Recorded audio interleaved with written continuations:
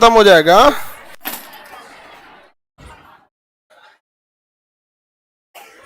Zoology खत्म। आज चालू करेंगे हम लोग क्या जी, बॉटनी। अब बॉय लोग तुम लोग ना फिर आज गर्ल्स के सीट के जस्ट पीछे बैठे हो। तुम्हें नहीं पता 8 बजे क्लास है, अभी कुछ लड़कियां 9 बजे फिर आएंगी। उन सबको तभी बुद्धि नहीं है कि गर्ल्स के पीछे बैठ जाता है।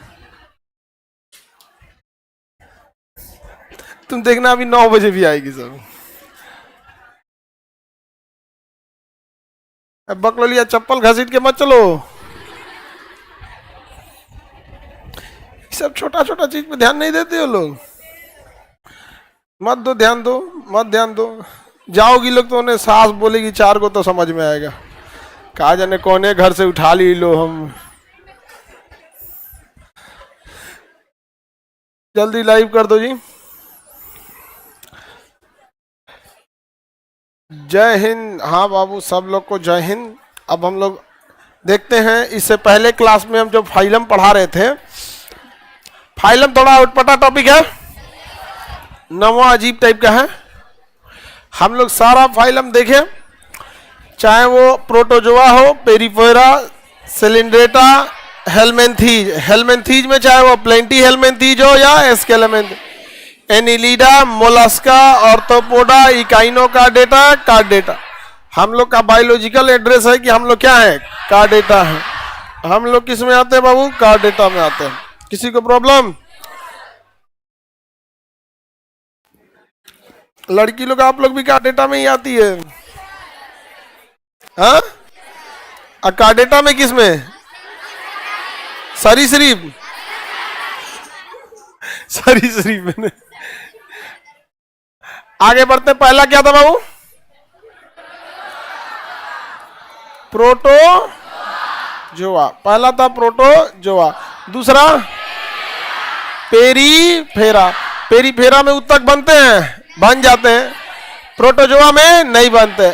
इसमें क्या होता है ना, सारी कोशिकाएं आपस में जुड़ के छिद्र युक्त आकृति बना लेती है।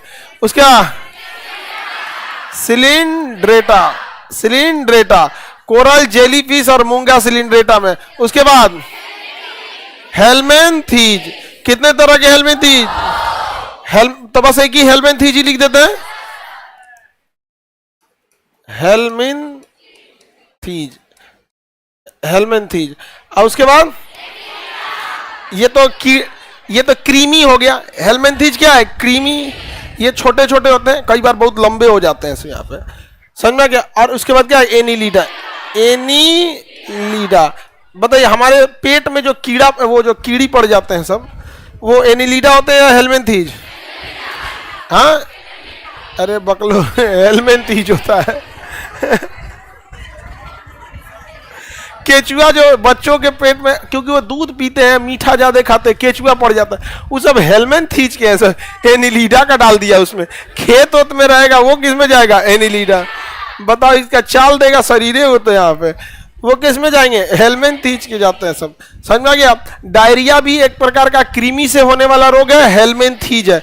फाइलेरिया, हाथी पांव भी कृमि से होने वाला रोग है, वो भी क्या है, लीवर फ्लॉक भी हेलमेंथीज से होने वाला बीमारी है, वो भी क्या है, हेलमेंथीज।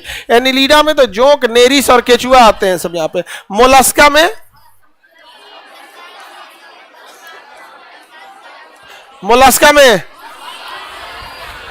शंख, सीप, ये सब जो जलीय जीव है सब, ये सब जिसका बाहरी खोल किसका बना है, कैल्शियम कार्बोनेट, CaCO3 का।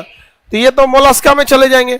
मोलस्का में पहले कौड़ियों का यूज मोलस्का से होता था। सौंदर्य के, घर और के इंटीरियर डेकोरेशन के लिए मोलस्का का यूज। पहले ना बाली वगैरह कान में नहीं होती थी, तो वही सब शंख वंख लटका के घूमा जाता था। छोटा साइज का शंख होता होगा, काने उखाड़ देगा, बड़का शंख लगा दोगे लोग तो। पहले जमाने में इतना नहीं था ना। आजकल ना आ गया है एलईडी बल्ब लगा लो, इसमें अब एलईडी आ गया है, को आगे दाब दाए दे, एलईडी चलते रहेगा। हाँ, कम से कम एक्सीडेंट से तो बचेगा। हाँ, एलईडी बल्ब आ गया अब इसमें, हम दाब कहेंगे एलईडी लगा दो। एलईडी का सही इस्तेमाल। मोलस्का हो गया। मोलस्का के बाद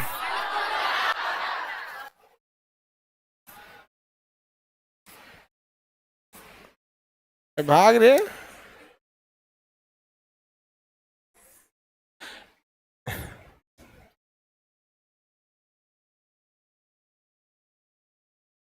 साथ में कौन है? ऑर्थो। 8 को पैर होता है इसको, 6। शरीर कितने भाग में? कंकाल अंदर या बाहर? बाहर। सबसे बड़ा सांग ऑर्थोपोडा। ऑक्टोपस किसमें? मोलस्क में। डेविल फिश ऑक्टोपस को कहते हैं। डेविल मत किसे कहते हैं? डेविल ऑक्टोपस को कहते हैं, उसी को बोलते हैं। डेविल मतलब होता है दानव। तो समुद्र का दानव किसे कहा जाता है? डेविल फिश है वो। यहाँ पे इसमें क्या हो गया? ऑर्थोपोडा। यहाँ पे सबसे बड़ा संघ बिच्छू किसमें आएगा? ऑर्थोपोडा। खटमल, चींटी, मक्खी, बटरफ्लाई, ग्रास हॉपर, टिड्डा, ऑर्थोपोडा। ऑर्थोपोडा सबसे बड़ा है। 9 टफंग हो गया, 8 गो हो गया। एक एक्स्ट्रा जोड़िएगा, हेलमेंथीज में कितना है? 2। इसके बाद इकाइनो कार्डेटा। स्टार फिश आएगा इकाइनो कार्डेटा में। हम लोग कार्डेटा किसमें आएंगे? लोग कार्डेटा में आते हैं। कार्डेटा कल पढ़ा दिए थे। कार्डेटा के कई ग्रुप थे, जिसमें हम आपको कल पढ़ाए थे मत्स्य। अच्छा, ये दोनों आधे आधे रहता है। म के बाद तो भी आधा, सौ भी आधा। मत्स्य, हाँ, उभयचर। उभयचर के बाद सरीसृप। आप लोग का सरीसृप। सरीसृप के बाद पक्षी। इसके बाद स्तनधारी। स्तनधारी हो गया। मछली में हम आपको बताए थे, वैसी मछली जिसमें फिश लगा रहता है दूसरी मछली ही नहीं रहती। बस एक डॉग फिश याद रखिएगा। डॉग फिश फिश है, बाकी जिसमें फिश लगा रहेगा वो मछली नहीं है। Jelly fish, cat fish, silver fish, काल फिश, हाँ, स्टार फिश, ये कोई फिश नहीं है। They all are not original fish. मछली नहीं है, दिखने में मछली लगते हैं सर। अरे बाबू, बचपन में ना हम लोग मेढक के बच्चा को ले आते थे पालने के लिए। हम लोग को लगता था कि छोटी मछली है, बड़ होके बेंग बन जाता था। वो छोटा रहता, टेडपोल बोलते, मछली जैसा दिखता है। तो वो जरूरी नहीं कि कोई चीज जैसा दिख रहा है वैसे ही हो। आगे बढ़े। और मत्स्य में बताइए, मछली में बहुत सारी मछली दिखेंगी, मछली की तरह मछली नहीं रहेगी। जैसे डॉल्फिन मछली है, क्या है? स्तनधारी। अंदर सांस ले लेगी? बताइए। वेल मछली मछली है, क्या है? स्तनधारी। अंदर सांस नहीं ले, बाहर आके क्या करती है? सांस लेते। वो क्या है? स्तनधारी आता है। किसी को दिक्कत नहीं। दरियाई घोड़ा स्तनधारी। दरियाई घोड़ा इतना छोटा होता है सर। दरियाई घोड़ा घोड़ा बराबर नहीं होता है सर। तो कौन सी समझ? हिप्पोपोटामस बड़ा होता है, उसी को दरियाई घोड़ा बोला जाता है। मतलब घोड़ा नाम सुन के घोड़ा बराबर सोच लियो। दरियाई घोड़ा छोटा सा होता है, इतना बड़ा। अभी दिखाते हैं। उसी को समुद्र को ही उर्दू में दरिया बोला जाता है। अरे समुद्र को ही, समुद्र उर्दू हिंदी है, सागर थोड़ा मोड़ा मिक्स हिंदी है। दरिया क्या है? हाँ, उर्दू है। दरिया उर्दू है। दरिया तेरी खैर नहीं, लहरों ने बगावत कर ली है। तो है ना उसपे, नादा ना समझ इनको, दरिया तेरी खैर नहीं, बूंदों ने बगावत कर ली है। नादा ना समझ इनको, लहरों ने बगावत कर ली है। तलवार तुझे झुकना होगा, गर्दन ने बगावत कर ली है। तो ये दरिया ही तो बोला जाता है। चुप रहो। हाँ, स्तनधारी समझ में आ गया। अब हम लोग स्तनधारी देखा जाए। दरियाई घोड़ा छोटा होता है जी, देखो, उसी को सी हॉर्स कहते हैं। हाँ बबनी, तू समुद्री घोड़ा बोलो, नहीं तो तुम दिमाग खाते रहोगी। समुद्री घोड़ा किधर गया? दरियाई घोड़ा ये रहा, ये आपका दरियाई घोड़ा। घोड़ा की तरह दिख रहा है ना, इसलिए थुथुरवा मुआ, इसलिए इसे क्या कहा जाता है? दरियाई घोड़ा। छोटा सा होता है दरियाई घोड़ा। हथेली बराबर आ जाएगा, हथेली पे ले लेंगे तो आ जाएगा। देखिए ये दिख रहा है, तो हाथे में आ जाएगा। तो कौन सा तुमको घोड़ा नाम है तो उसका तुम मतलब क्या समझो?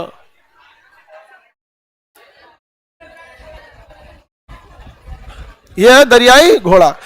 ये दुनिया का एक ऐसा जीव है, जब ये बच्चे को जन्म देता है तो इसकी मादा जो है वो बच्चे को जन्म नहीं देती है, नर बच्चे को जन्म देता है।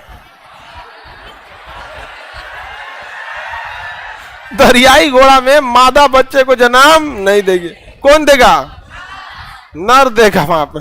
तो बच्चे के पालने का जिम्मेदारी किसकी है?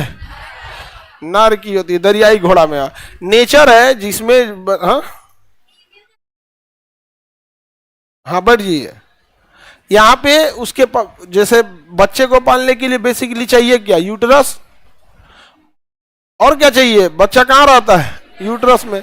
तो इसके मेल में बच्चे को पालने के लिए रहता है, पाल लेता है वहां पे, यही बच्चे को जन्म देता है। समझ में आ गया कि नहीं आएगा? बाकी फीमेल, अब जैसे देखिए मेल क्या है कि मेल अपना स्पर्म किस में पहुंचा देता है? फीमेल में, और वहां जाके फर्टिलाइजेशन होता है।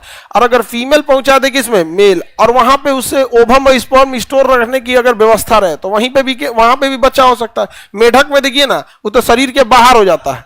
शरीर के क्या हो जाता है? बाहर। मेढक में निषेचन शरीर के अंदर होता है, कहां जाता है? बाहर। शरीर के बाहर हो जाता है। उसके पीठ के ऊपर अपने अंडा रख लेती है, उसके ऊपर एक कवर छा जाता है। धीरे धीरे अंडा बड़ा होता है तो उसमें से बच्चे क्या आने लगते हैं? निकलने लगते हैं सब। समझ में गया? तो दरियाई घोड़ा में दरियाई घोड़ा ही बच्चे को जन्म देता है। 3 को विचित्र चीज देखे होंगे आप लोग। एक, दरियाई घोड़ा में नर क्या होता है? बच्चे को जन्म देता है। दूसरा, बेंग यानी मेढक में निषेचन कहां होता है? बाहर। उसका अंडा कहां रहेगा? बाहर। निषेचन कहां रहेगा? बाहर हो जाएगा। और तीसरा, ऑक्टोपस, बेचारा मारिए दिए उसको, हाँ हत्या कर दी उसको। आए को मेढकवा में, मेढक बोलता है कि मेढकिन? मेढकिन बोलती है। तो यहाँ पे गांव में कहते हैं अभी बारिश होगा, मेढक बोल रहा है मतलब बारिश होगा। आगे चलते हैं। तो हम स्तनधारी को देखा जाए, एक एक करके क्या पढ़ते हैं लोग? स्तनधारी को। मानव किसमें आएगा? स्तनधारी में। तो देखिए मेल और फीमेल दोनों स्तनधारी होते हैं। मेल में भी मेल और फीमेल। ऐसा मत सोचिएगा कि केवल फीमेल स्तनधारी होगी। फीमेल में जब वो एक प्यूबर्टी की अवस्था से आगे जाती हैं तो उनमें स्तन ग्रंथियां होती हैं, जिस कारण स्तन का उभार होने लगता है और बच्चे के जन्म के बाद उसमें दूध का निर्माण होने लगता है, ताकि वो अपने बच्चे को दूध पिला सके। यहाँ पे तो स्तनधारी में नर में स्तन होगा, स्तन ग्रंथि नहीं होगी। लेकिन फीमेल में क्या होगी? स्तन और स्तन ग्रंथि दोनों होंगे। किसी भी छोटे बच्चे में देखिएगा, चाहे वो नर हो या मादा हो, उन दोनों में स्तन ग्रंथियां नहीं होती हैं, लेकिन स्तन का उपस्थिति रहती है। तो अमूमन ऐसे रहता है, मतलब आपके दिमाग में ये नहीं रहना चाहिए कि नर है तो स्तनधारी नहीं है। यहाँ पे तो नर मादा दोनों किस में आएंगे? स्तनधारी। स्तन ग्रंथि है या नहीं है, तो मेन चीज क्या होती है? ग्रंथि से। तो ये हो गया आपका स्तनधारी में। गाय भैंस ये सब क्या है? स्तनधारी। तो स्तनधारी जो होते हैं ना, इनकी खासियत है, देखिए कार्डेटा में तो खासियत है भैया कि सबका रीढ़ की हड्डी होगी। सबकी क्या होगी? रीढ़ की हड्डी। स्तनधारी में है कि ये अपने बच्चे को दूध पिलाते हैं। क्या करेंगे? दूध पिला। बाकी मछली दूध नहीं पिलाएगी, उभयचर नहीं पिलाएगा, सरीसृप नहीं, ये सब सीधे खाना खिलाना चालू करेगा। चल बाबू अब खा ले, ये सब नौटंकी करेगा। सेरेलेक्स खाएगा बाबू। हाँ? तो बच्चे को जन्म देते हैं तो उसके बाद बच्चे को क्या करेंगे? दूध पिलाएंगे। देखिएगा छोटा बच्चा सबका सबसे फेवरेट जानते हैं? ग्राइप वाटर होता है। आप लोग में पता नहीं आइडिया है कि नहीं है। छोटा सा बोतल आता है, उसको पानी का उस पर कागज से लपेटा रहता है। उसको वो छोटा बच्चा को बहुत एनर्जी देता है। एक ढक्कन पिलाया जाता है, दिन में 3 टाइम शायद देते हैं लोग, 2 ढक्कन 3 टाइम वहां पे। उसको अगर ग्राइप वाटर 1-2 बार पिला दीजिएगा, वो पहचान गया बोतलवा को, तो अब देखिए बस उसके आगे बोतलवा देखिए, वो हाथ पैर दोनों एक के साथ मारेगा इसे, लिया इधर कहीं। उसको उसका छोटका लड़का जो होता है सब ना, वो भागता है ऐसा, जानते हैं कौन चीज से? ओका एगो ये व्यवस्था रहता है दवाई पियाने वाला इसे। ऐसे बोतलों में दाब कैसे निकाल लिया जाता है, बाबू बाबू। उसमें अगर कोनो का टेस्ट ठीक है तब तो ठीक है, नहीं भागने लगता है सब यहाँ पे। लेकिन छोटा बच्चा सबको ध्यान रखना है, समझा क्या? उसेड़ के मुंह में दबा दो उसको, जब तक पी न ले निकलबे नहीं करता है। पिएगा कि नहीं पिएगा, मैंने चम्मच से काट के फिर भर देता है भाई इधर। तो देखिए स्तनधारी में कौन सी बोलती हो, नाक बंद करके पिला दिया, अरे मार डालेगी ये, जाए दादा। कुमात्री नाक से पिलाएगी छोटा लड़का, नाक बंद कर देंगे तो अंदर चल जाएगा। और बाप रे बाप, ये तो बहुत खतरनाक निकली जी। नाक बंद कर दो कि मजबूरी में सांस लेगा उसे, तुम्हारे यहाँ ऐसे ही पाला जाता है। अरे बाप रे बाप, अरे खतरनाक है चीज तो।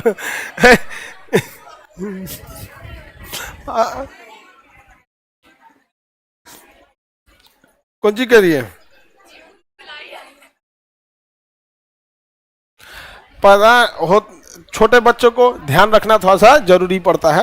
यहाँ पे कई आदमी के यहाँ देखते हैं ना कि छोटा बच्चा सबको ना बहुत लंबे समय तक केवल दूध पिला के ही रखता है। हम लोग के यहाँ देहात में ना 2 महीना तक, उसके बाद ना उसको हल्का हल्का शहद, दाल का पानी, सूजी का हल्का हल्का बना के खिला।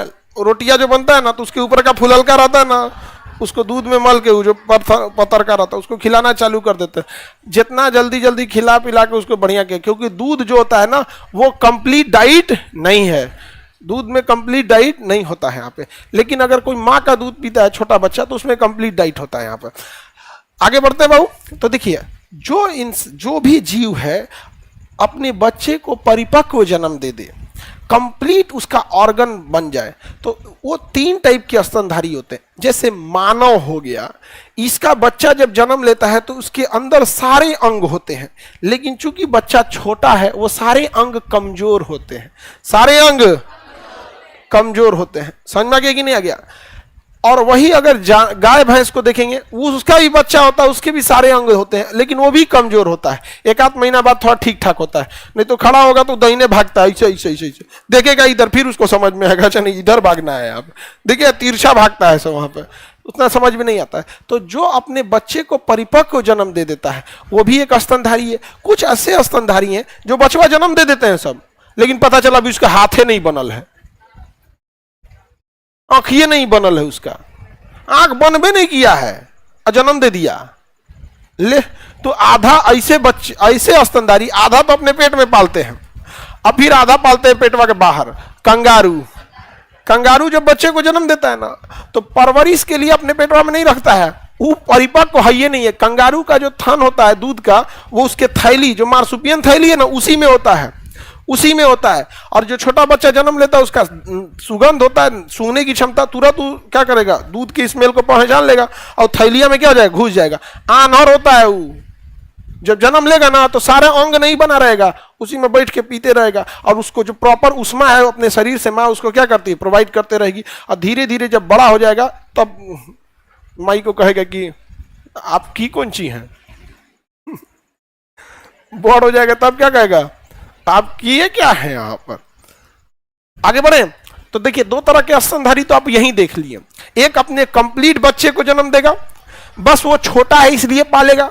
ऐसा क्या लड़का मानव में ऐसा होता है क्या कि लड़का हो गई लो अभी कहा तो अभी गर्दन नहीं निकला है, धीरे धीरे निकलेगा, ऐसा होता है।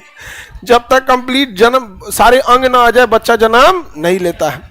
लेकिन कंगारू में ऐसा नहीं होता, उसका पूरा हाथ पैर नहीं बनल रहेगा ना, आंख ओंख नहीं खुला है अभी, कान ओन पूरा परिपक्व नहीं बना, तब भी वो बच्चे को जन्म दे देगा। उसके पालेगा किस में रख के, थैला में रख के 3-4 महीना का पाल लेगा तब परिपक्व होगा। अब उसके बाद उसको सयान करेगा, सयान समझते हैं तो बड़ा करेगा उसको धीरे धीरे।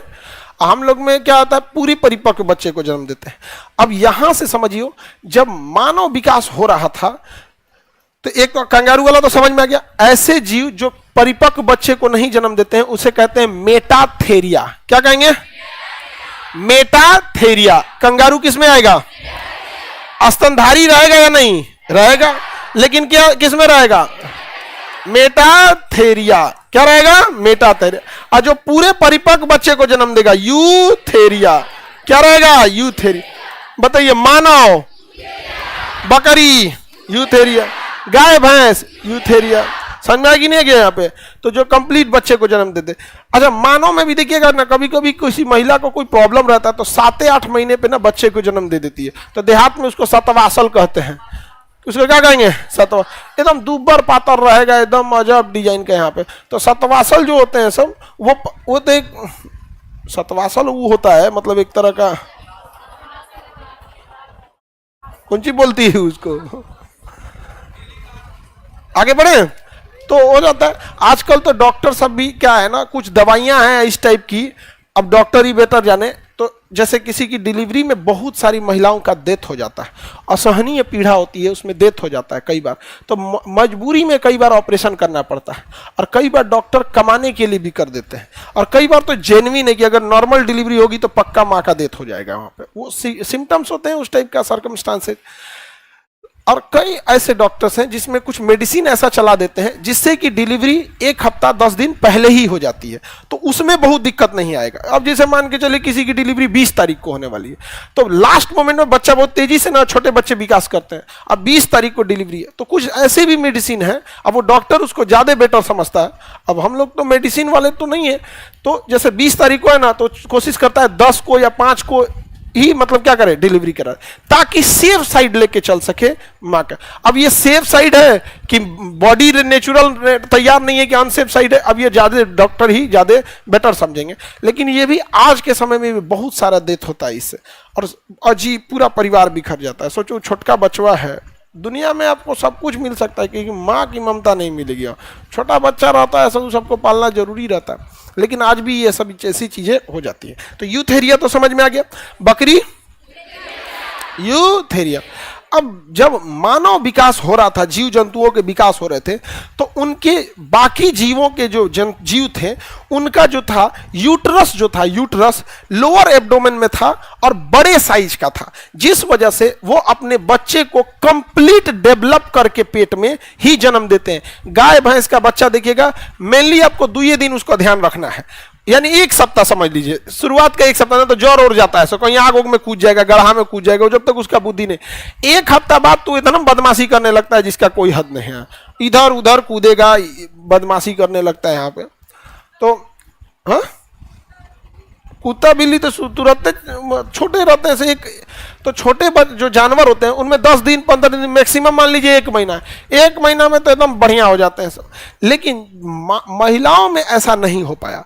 महिलाओं में यूट्रस जो था वो एक लिमिट भर रहा, और जेनेटिक इंफॉर्मेशन के हिसाब से एक महिला को अपने बच्चे को एक लंबे समय तक पालना रहता है, लंबे समय तक क्या होता है, पालना होता है। जब बच्चा जन्म लेता है, देखिएगा जानवर का बच्चा जन्म लेगा, 1 महीना बाद उसको ध्यान, ये तो सोच रहा साल भर बाद तो चलना सीखता है, साल भर तक तो गोदिए में रहेगा, कहाँ करते रहेगा, यहाँ पे दिन भर जग जाएगा, दिन भर सुतल रहेगा, रतिया को जगेगा,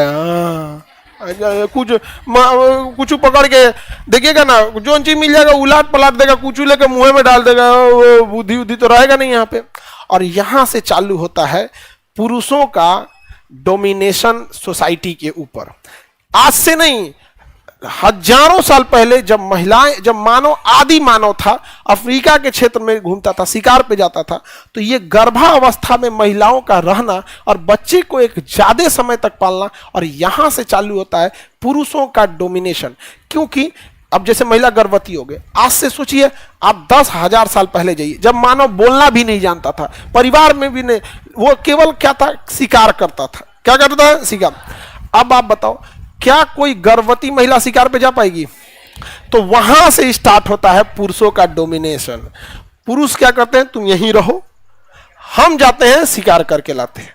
तो वहां गया, शिकार करने लगा। यहाँ पे 9 मंथ की प्रेगनेंसी टाइम पे, यानी अप्रोक्स आप साल भर समझिए, महिला तो निकल ही नहीं सकती।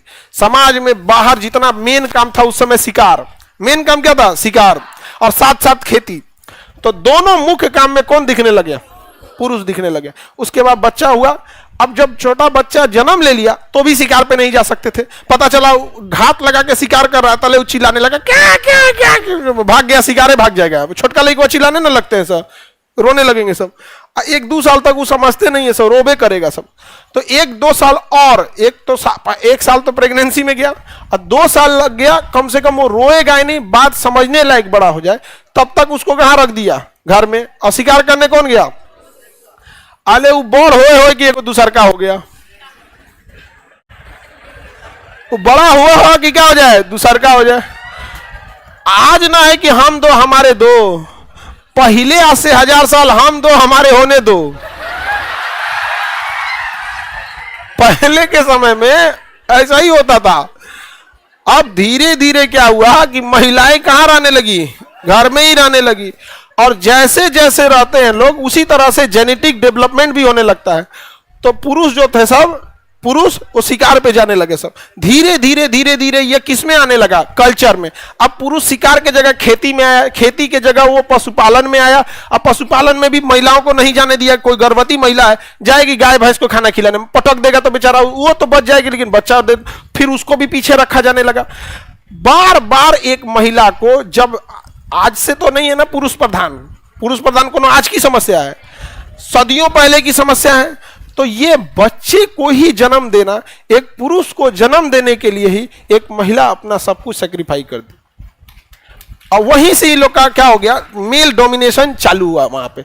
अब समझिए, एक महिला के लिए, जो कोई भी महिला होती है, उसके लिए उसका सौंदर्य, सुंदरता वो अपने को बहुत मतलब प्रेफरेंस देती है। कोई भी महिला हो, आप कोई भी पुरुष को उतना सुंदर लगेगा तब तो प्रेफरेंस देगा। पुरुष में सुंदर कौन चीज लगेगा? यहाँ आधा मुंह में तो दाढ़ी निकल रहता है, इतना में कौन चीज तुम फोकस मारेगा? अरे आधा मुंह में तो दाढ़ी मोछ रहेगा, इतना में कौन चीज लगने वाले हो? महिला ही लोग सोचिए ना, कोनो ब्यूटी पार्लर में दाढ़ी वाला आदमी को कौन सी सजा दीजिएगा? लोग आधा सोख लेगा, यही कहेगा उठ पे जाओ जा। आजकल तो इतना खतरनाक आदमी को देखिए, हम उसका मुंह नहीं दिख रहा था, दाढ़ी मोछ रखा था और दाढ़ी भी थोड़ा बड़ा बड़ा और बलवा आगे गिरा लिया था। हमको कुछ तो दिखना चाहिए यार, ये बोलेगा किधर से? तो उसको देख के हम कंफ्यूज हो गए कि ये बोलेगा किधर से। इतना दुधारी मोच, बलवा नहीं, आजकल फैशन हो गया, आगवा गिरा ले रहा है सब, अब बड़ा बड़ा बाल। तो महिला देखिए अपने सौंदर्य को बहुत प्रेफरेंस देती है, लेकिन जब वो एक बच्चे को जन्म देती है, उस सौंदर्य को हमेशा के लिए त्याग दे देती है। सोचिए, उसका सौंदर्य बाहर में गया, अपने बच्चे के लिए ही अपने जीवन का सबसे बहुमूल्य समय वो अपने बच्चे को पालने में देती है। आपकी, सबकी, हम सब की मां अपने जीवन का सबसे बहुमूल्य समय हमको और आपके परवरिश में बिता दिया।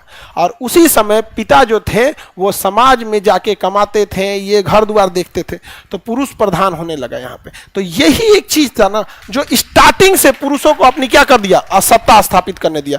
और थिंकिंग भी धीरे धीरे वैसे ही हो गया। अब बस मोड ऑफ वर्क चेंज हुआ, शिकार के जगह खेती आया, पशुपालन आया, घर द्वार आया, बिजनेस आया। अब कोई भी महिला में ही देखिएगा, अगर कोई गर्भवती महिला ही है तो क्या प्रॉपर वो कंटिन्यूअस बिजनेस में जा सकती है? जब टाइम ऑफ प्रेगनेंसी में वो उतना प्रॉपर नहीं कर पाएगी यहां पर। अब जैसे कोई पुरुष ही ट्रक चला रहा है, अब महिला भी चला लेगी, उसमें क्या जाता है, ट्रक को जितनी हैवी गाड़ी उसको हाथ से थोड़े चलाना है आपको, वो तो मशीन चला रही है उसको। लेकिन प्रेगनेंसी के टाइम पे नहीं, छोटा बच्चा के टाइम पे नहीं, और 2 साल तक तो छोटा बच्चा डिस्टर्ब के लिए रहेगा। और छोटा बच्चा, अच्छा पृथ्वी जिंदा है, कायम है, लोग इतने हैं, इसके लिए मां ने बच्चे को पाला है। इसीलिए बाप पालते ना, रतिया को उठता रोते रोते बन के पिताजी थक के आए कोई से, और रतिया को उठेगा बाबा बाबा उठ के ना तोरा दिन रात नहीं बुझाता रहे, पड़ाक दे मारे यहाँ पे। लेकिन माँ कभी बोली है? आप देखिएगा, बस में जाइएगा, ट्रेन में जाइएगा, सड़कों पे छोटा बच्चा जो होता है ना, टॉयलेट बाथरूम पैंट में ही कर देगा, छोटा बच्चा है। माँ भाड़ में गया दुनिया, ट्रेन में बैठे होगी, एयरपोर्ट में बैठे हो, कोई क्या देगा नहीं, तुरंत उसको धुलेगी, उसका कपड़ा चेंज करेगी। आदमी झाड़ देगा, तोरा यही जा करे के रहला, तोरा ना बुझाला कि एयरपोर्ट है, मार मार मार को झोरा और हम भर के ले आएगा पकड़ यहाँ पे बैल कहीं का यहाँ हाँ। ऐसे भी नहीं करता, अरे इनको क्या जानते 5 लड़का में 3 को मुंह दे सभी सब। हाँ? अरे मार और के रद्द कर देगा ये सब, सही बोलते हैं। अच्छा खुद से सोच के देखो आप लोग। अच्छा हम तो पापा से कभी पिटाए ही नहीं, नहीं कभी नहीं, आज तक पापा हम मतलब कि नहीं पाए, कभी नहीं मारे हम लोग में। मम्मी तो किसी चीज से छोड़ी ही नहीं। संडे के दिन, आज ना मोबाइल आ गया तो बच्चे बिजी हो गए, संडे के दिन पक्का पिटाते थे हम लोग, चैली से, बेलना से। हवाई चप्पल मम्मी का रहता ना, पिछवा ज्यादा मोटा रहता था, अगवा पतला रहता था, अगवा वाला पकड़ के पिछवा वाला पटाक पटाक मारती थी, और उसके रात में खूब दुलार करेंगे। बाबू बदमाशी नहीं ना किया जाता है, देखो तो मार दिए ना। तो आप गुस्सा किस पे होइएगा ये बताइए। जो जिसके पास समय बिताएंगे, तब पिताजी को फुर्सत मिलता है, तो बाहर रहते हैं लोग, कमाने में बिजी रहेंगे लोग, कोई भी आदमी।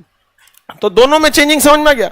अब आप लोग जो आरोप लगाने लगती हैं कि पुरुष प्रधान है, देखिए पुरुषों से सबसे बड़ी खराबी क्या है ना, ये जो छेड़खानी वाला लक्षण होता है ना पुरुषों में, ये सबसे खराब है।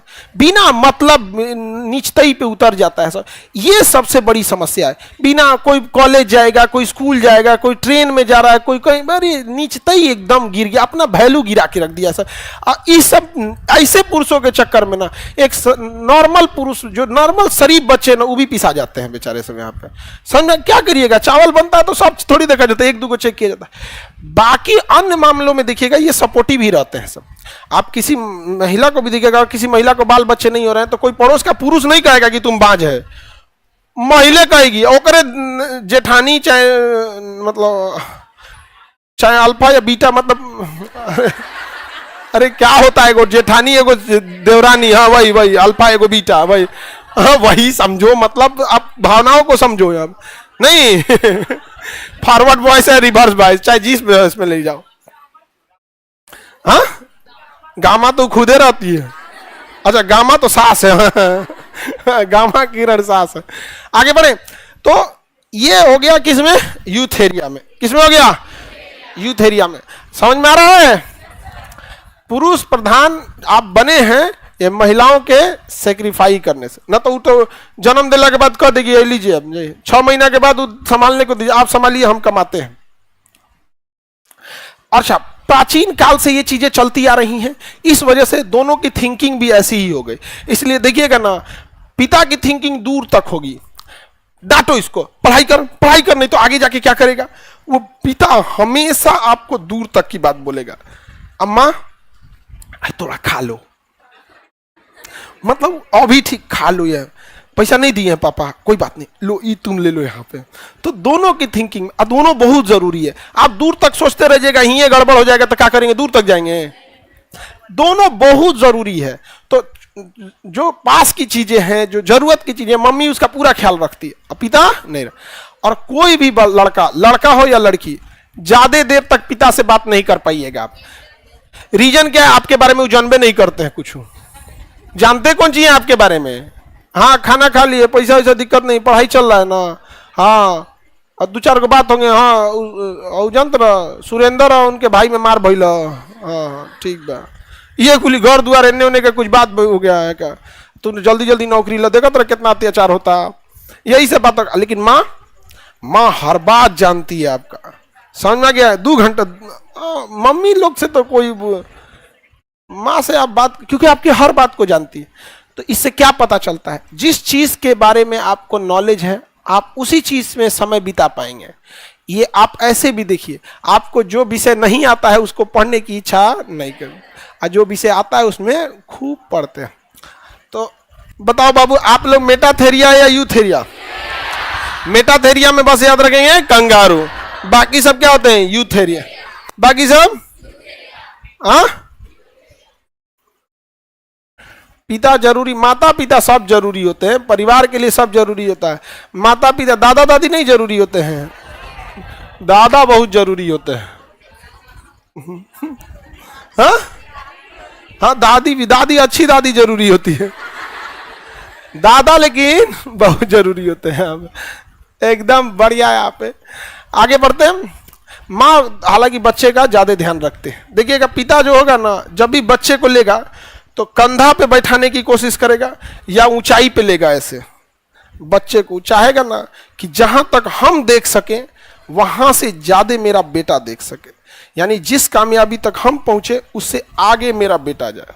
माँ जब भी लेगी ना बच्चे को, आप देखिएगा पुरुषों की टेंडेंसी होगी यहाँ पे, पुरुषों की, माँ जब भी बच्चे को लेगी कमर पे लेगी, मेरे बच्चे को तकलीफ ना हो, कमर पे बैठा है। बाप कहता तकलीफे होना, कंधा पे तो हड्डिये ना रहता है, अरे तन सा तकलीफे ना होगा। देख बबुआ मेला देखो, दे हाथी देख देख देख उन्हें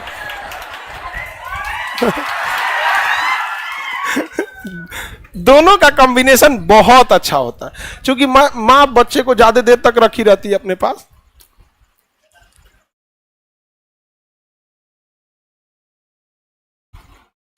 आगे बढ़ते हैं। एक होता है मेटाथेरिया, क्या होता है?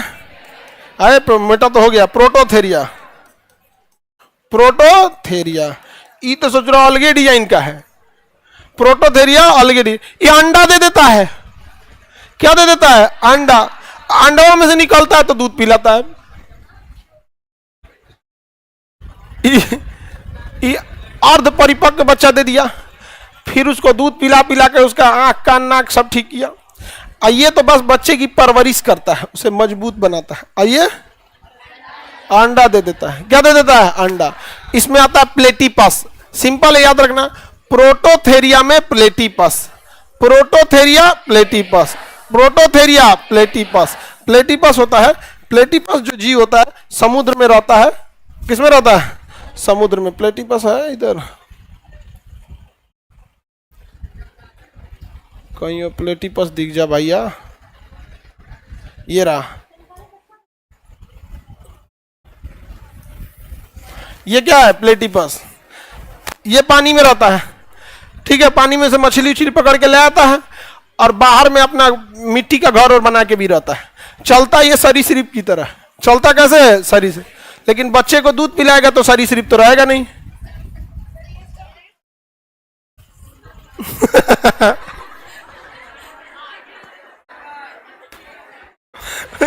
बबनी का पूछना है सर इसका फेस कौन सा है, ये वाला है कि ये वाला है? सही में इसे सुना बहुत उठपटांग लगता है। देखो देखो इसका नाक दिख रहा है ना, यही है। ये मिट्टी उट्टी खोदने लगते हैं सब ना, इसलिए इसका थुथुरवा मजबूत बनाया गया। इवोल्यूशन जब होता है मिट्टी उट्टी खोदता है ना, तो थुथुर क्या है? मजबूत। अब हम लोग अपने थुथुर से मिट्टी खोदेंगे, लो थोड़े फाड़ के चलेंगे तो नहीं, तुम लोग खोदो ना, एक कटोरा बराबर गड़ा खोदो ना मुंह से, एक कटोरा बराबर मुंह से खोलो मुंह से जमीन, हाँ थुरा जाएगा यहाँ पे। तो इवोल्यूशन जब भी हुआ ना तो धीरे धीरे विकास हुआ। अब जैसे गाय भैंस जमीन से ऐसे नोचते रहती है तो उसका थूथूर देखना बड़ी हार्ड होता है, उसका गाय भैंस का नाक देखना ना बड़ी हार्ड होता है यहाँ पे, इसलिए घास नोचते हैं, कभी कभी ईंटा पत्थर से भी लग जाता है तो कोई दिक्कत नहीं होता है। हम लोग का घास नोचना थूथूर कौन ची हो गई लो, चरत रह लियो हम चरने में दिक्कत हो जाएगा आपको। आगे बढ़े। ये है इसका थुथुर, ये क्या है इसका? थुथुर। ये इसका हाथ है, ऐसे तैरता है। ये दिखता कैसे है? पानी में ना सरीसृप जैसे चलता है। पानी में कैसे चलता है? सरीसृप जैसा चलेगा, लेकिन है क्या ये? स्तनधारी। तो प्लेटिपस को क्या हम ये कह सकते हैं कि ये स्तनधारी और सरीसृप के बीच की कड़ी है?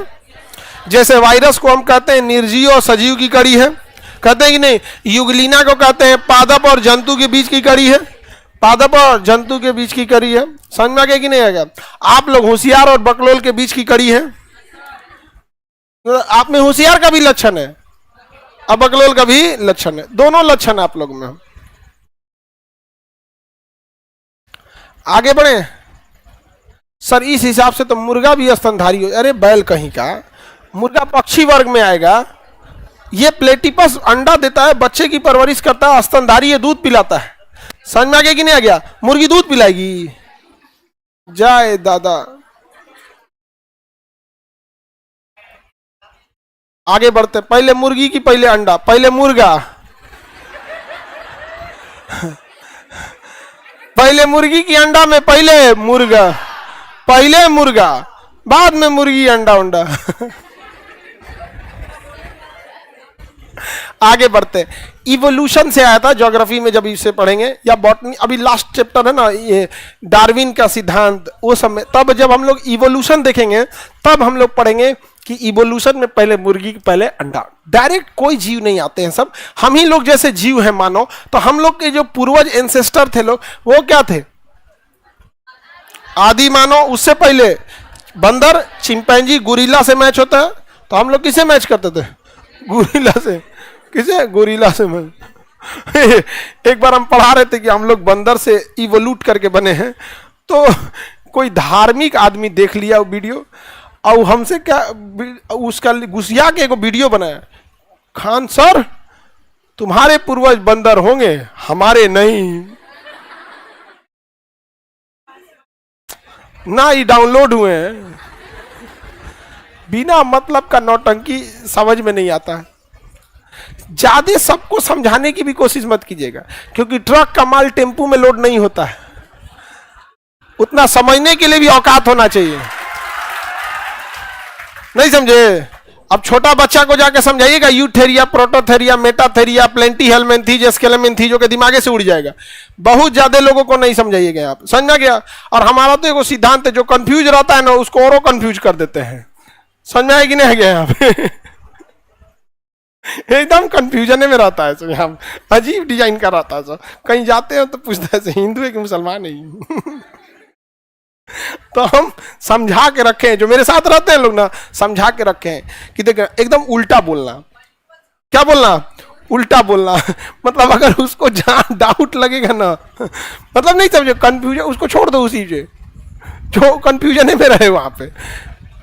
बिना मतलब का सवाल पूछता है, बिल्कुल सवाल पूछ सकते हैं, बट ये समझिए सवाल पूछने वाला कहां होना चाहिए। अब हम आपसे कोई सवाल पूछता, हम ही आपसे कहते हैं खड़े हो, बताओ ये सवाल, आप बताएंगे? कोई क्लास 5 का बच्चा आके कहेगा खड़े हो, बताओ यहाँ पे, क्या कहिएगा? भाग यहां से बैल, कहीं का यहाँ में। तू सवाल पूछने वाला होता कौन चाहिए रे? नहीं समझा? मुंह दिया है तो कुछ और पूछ देंगे। हमसे रोक कर सवाल पूछने का अधिकार यदि माँ बाप के बाद किसी का है तो आपका है। आप लोग पूछ सकते हैं। एक शिक्षक पर, देखिए शिक्षक बनने से पहले तो माँ बाप का अधिकार था, उन्होंने ही पाल पोस के बड़ा किया, तो फैमिली के बाद आप ही लोग हैं। एक शिक्षक पर सबसे बड़ा अधिकार किसका होता है? विद्यार्थियों का। बाकी लोगों को तो इंसानियत के नाते आदमी जवाब दे देता है, और लेकिन आप हम पे कोई सवाल पूछ सकता है तो आप लोग, इन्हें कोई दिक्कतें नहीं है कि नहीं? आपको पढ़ने से ना मतलब है जी, जिनके हम हैं उन्हें कोई दिक्कत ही नहीं, तो परायों का इतना वैल्यू। सोचो हमारा पीछे सीबीआई जांच नहीं लगा, लेकिन सब पूछ दिया सब। बहुत मजा आता है किरकाने में किसी को, एकदम जो कंफ्यूज रहता है ना उसको और कंफ्यूज कर देता है। हाँ एकदम। आगे बढ़े। अरे हटो बाबू, अब तुम पढ़ लिए, हट में नहीं करता है सभी सब आजकल, देख रहे हैं। इसको ढकेल दिए, उधर जाओ। तो आपका ये वाला पूरा फाइलम खत्म, पूरा फाइलम खत्म। लेकिन वैज्ञानिकों ने इस विधि को नकार दिया है। आप लोग को बुरा लगा ना? हम लोग को भी लगा था, और हम लोग गुस्सिया गए थे अपने टीचर पे, सर तब पढ़ाई का लिए इसको। हम लोग रात रात भर जग के याद किए थे, बोला नहीं जाता था। प्लेंटीहेलमिन्थीज, एस्केलेमिन्थीज, एनिलिडा, मोलस्का, ऑर्थोपोड, पढ़ाई का लिए तो बहुत खराब लगा था हम लोग को भी। आप लोग को लग रहा है? याद काहे किए थे मैम? हाँ? पूरा कचरा हो गया ना, मोए मोए हो गया। लेकिन वैज्ञानिकों ने इसे नकार, देखो लड़का सियार बना के भेज रहा है, बेचारा मेहनत सब बर्बाद हो गया। इससे खतरनाक आपको मिलेगा ज्योग्राफी में। अब ज्योग्राफी पढ़ाएंगे नेक्स्ट। आपका ज्योग्राफी का डेट आ गया, कितने तारीख को? 4 को है ना? 30 तारीख को वर्षगांठ, और 4 तारीख को आपका ज्योग्राफी, और 9 को क्या है? हाँ, पॉलिटी। ज्योग्राफी में एगो इससे भयानक मिलेगा, हाँ, भौगोलिक काल। और ये बाप हो बाप, pre Palaeozoic, Palaeozoic, Mesozoic, Neozoic, Archaean क्रम, और बाप उसी में जुरासिक पीरियड आएगा, उसी में डायनास। और जानते हैं कहां से शुरू होगा? आज से 4.5 करोड़ साल पर और सुनिए, जब वो पढ़ाएंगे ना तो आपको कहेंगे देखो बाबू 2-4 करोड़ साल आगे पीछे हो जाएगा तो टेंशन नहीं लेना। 2-4 करोड़ साल, 2.5 अरब साल पहले ऐसे था, हिमालय ऐसे था। और ये मत पूछो, उस सबसे उटपटांग टॉपिक होता है, सबसे उटपटांग। कौन कब बना, उसके बाद जब आप पढ़ेंगे ना तब कहेगा तो इतिहास कौन सी पढ़ रहे हैं भाई, यहाँ पे इतिहास में डेट मतलब क्या होता है? सबसे उटपटांग होता है वो आपका ज्योग्राफिकल टाइम पीरियड। वहां पर समझ में आ गया कि नहीं आ गया? इससे क्वेश्चन पूछेगा, पक्का पूछेगा एगो। हाँ, इसे गलत नहीं कहा है, इसके जगह पे एडवांस मेथड बना दिया है। टेलीफोन जो है, टेलीफोन गलत थोड़ी है, उससे अच्छा क्या आ गया? मोबाइल। लेकिन अभी भी लोग इंटरकॉम रखते हैं। लोग इंटरकॉम फोन जो होता है उसमें वेटिंग पीरियड नहीं ना रहता है। अब जैसे मान के चलिए हम अपने एक चैम्बर में रखें, एक ऑफिस में रखें, अगर हम फोन करेंगे टिक टिक, इस रूट की सभी लाइनें व्यस्त हैं, तो कभी वेटिंग पे है, कभी बिजी है, कभी नेटवर्क, टाइम लगेगा। और अगर वही अगर फोन उठाएंगे इंटरकॉम, पता है कि 1 नंबर पे डालेंगे तो ऑफिस लगेगा, 2 नंबर पे स्टूडियो, 3 नंबर पे क्या लगा, खटाक दबाते उधर रिंग होने लगा, चालू हो गया। तो सबके अपने अपने लिमिटेशंस है। तो ऐसा नहीं है कि फोन नकार सकते हैं, बहुत जरूरी है वो। वे अब आप बताइए, आप ही लोग बताइए, आपके डिपार्टमेंट में आप बैठ जाइएगा तो एसपी है या डीआईजी है और उनको फोन करना है अपने एसपी के पास, तो फोन करें इस रूट की सभी लाइनें व्यस्त है, व्यस्त है, तुरंत फोन लगा। नीतीश कुमार को देखते हैं जनता दरबार में बैठल रहते हैं, तो क्या कभी सुने कि सर व्यस्त जा रहा है? तुरंत क्या लगाया जाता है? फोन। तो पुरानी टेक्नोलॉजी हो गई है, हमें किस पे शिफ्ट होना है? नई टेक्नोलॉजी। तो ये तो खत्म हो गया आप लोग का पुरानी टेक्नोलॉजी, अब हम किस में आते हैं? नई टेक्नोलॉजी। फिर पढ़ना पड़ेगा, उसमें कोई मेहनत का काम नहीं है। Monera Protista plant Animalia fungi, खत्म। Monera Protista plant Animalia fungi, fungi या फंगाई, फंजाई होता है उसे, फंगी का ये फंगस का बना होता है फंजाई। मोनेरा प्रोटिस्टा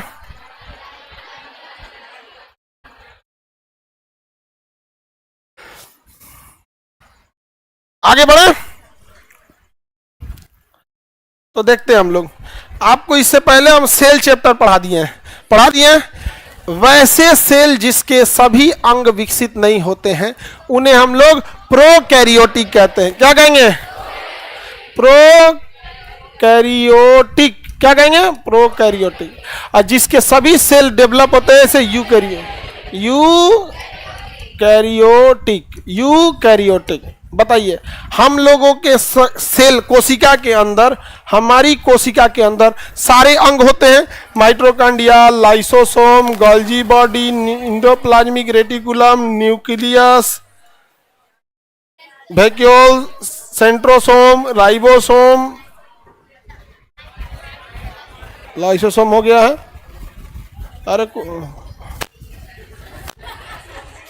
जब कुछ नहीं समझ में आए तो मेकअप कर दो, होगा कुछ एग्जामिनर कंफ्यूज।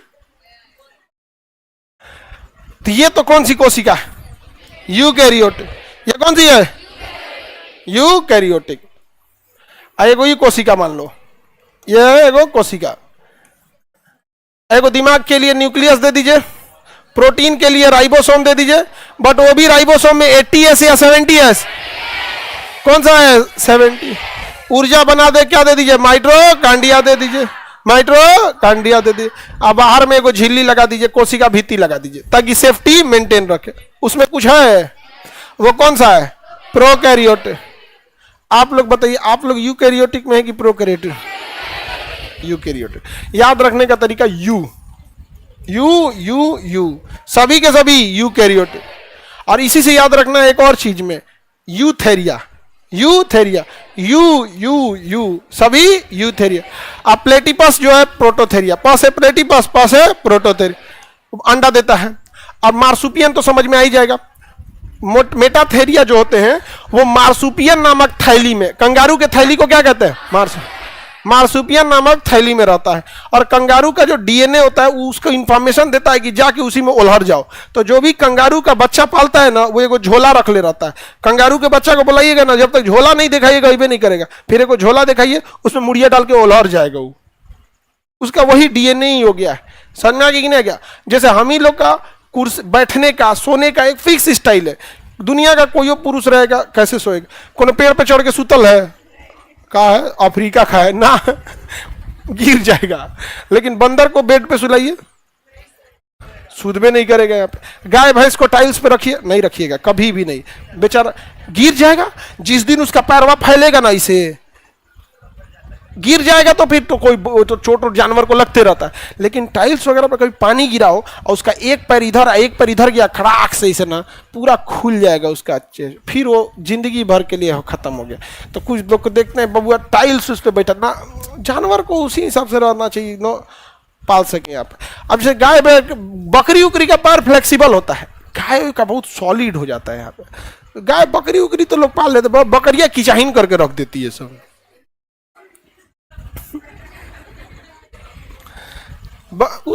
किचाइन का सफाई से पालने के लिए सबसे सही रहती है सब बिल्ली।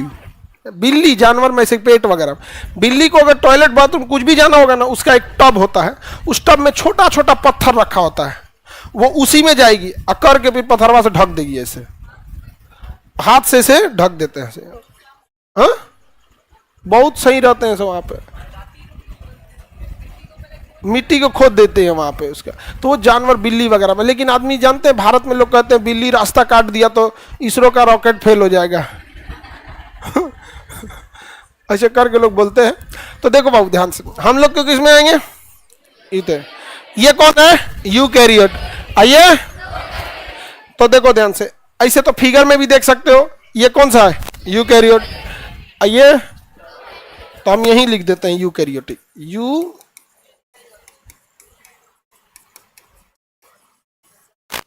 और ये है प्रोकैरियोटिक। सिंपल है कि नहीं जी? यूकैरियोटिक प्रोकैरियोटिक, जितने भी प्रोकैरियोटिक है इसे हम लोग रखते हैं मोनीरा में, मोनीरा। प्रोकैरियोटिक को किस में रखेंगे? मोनीरा। यूकैरियोटिक को प्रोटिस्टा, प्रोटिस्टा, प्रोटिस्टा। दो गो तो ऐसे ही खत्म हो गया, 5 गो था ही, मोनीरा, प्रोटिस्टा, प्लांट, एनिमल और फंजाई। फंगस के लिए फंजाई, तो 5 गो में 2 गो तो ऐसे ही खत्म हो गया। Eukaryote prokaryotic Monera, prokaryotic eukaryotic Protista, eukaryotic eukaryotic Protista, prokaryotic.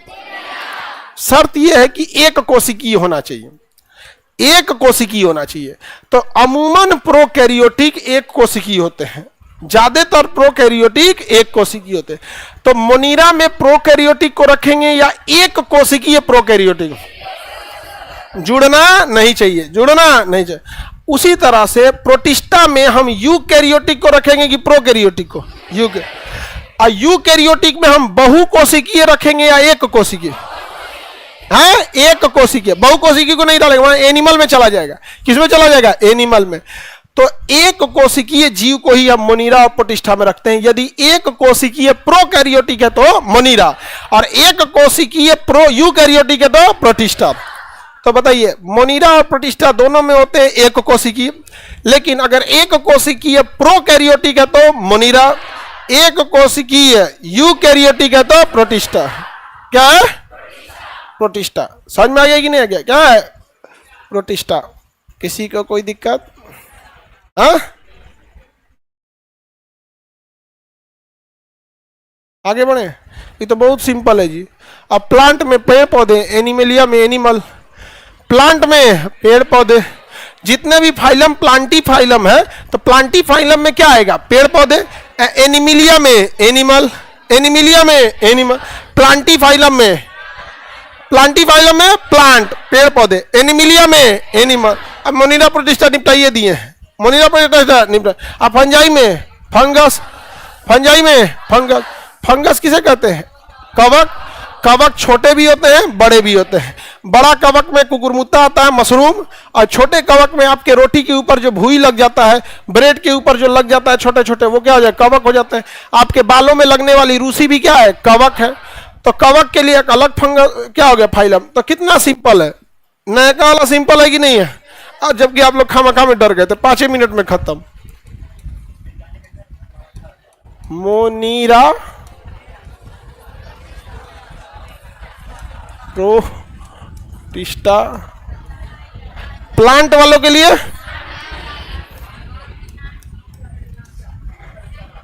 Plantae के बाद एनिमल के लिए एनीमिलिया। एनिमल के लिए फंजाई।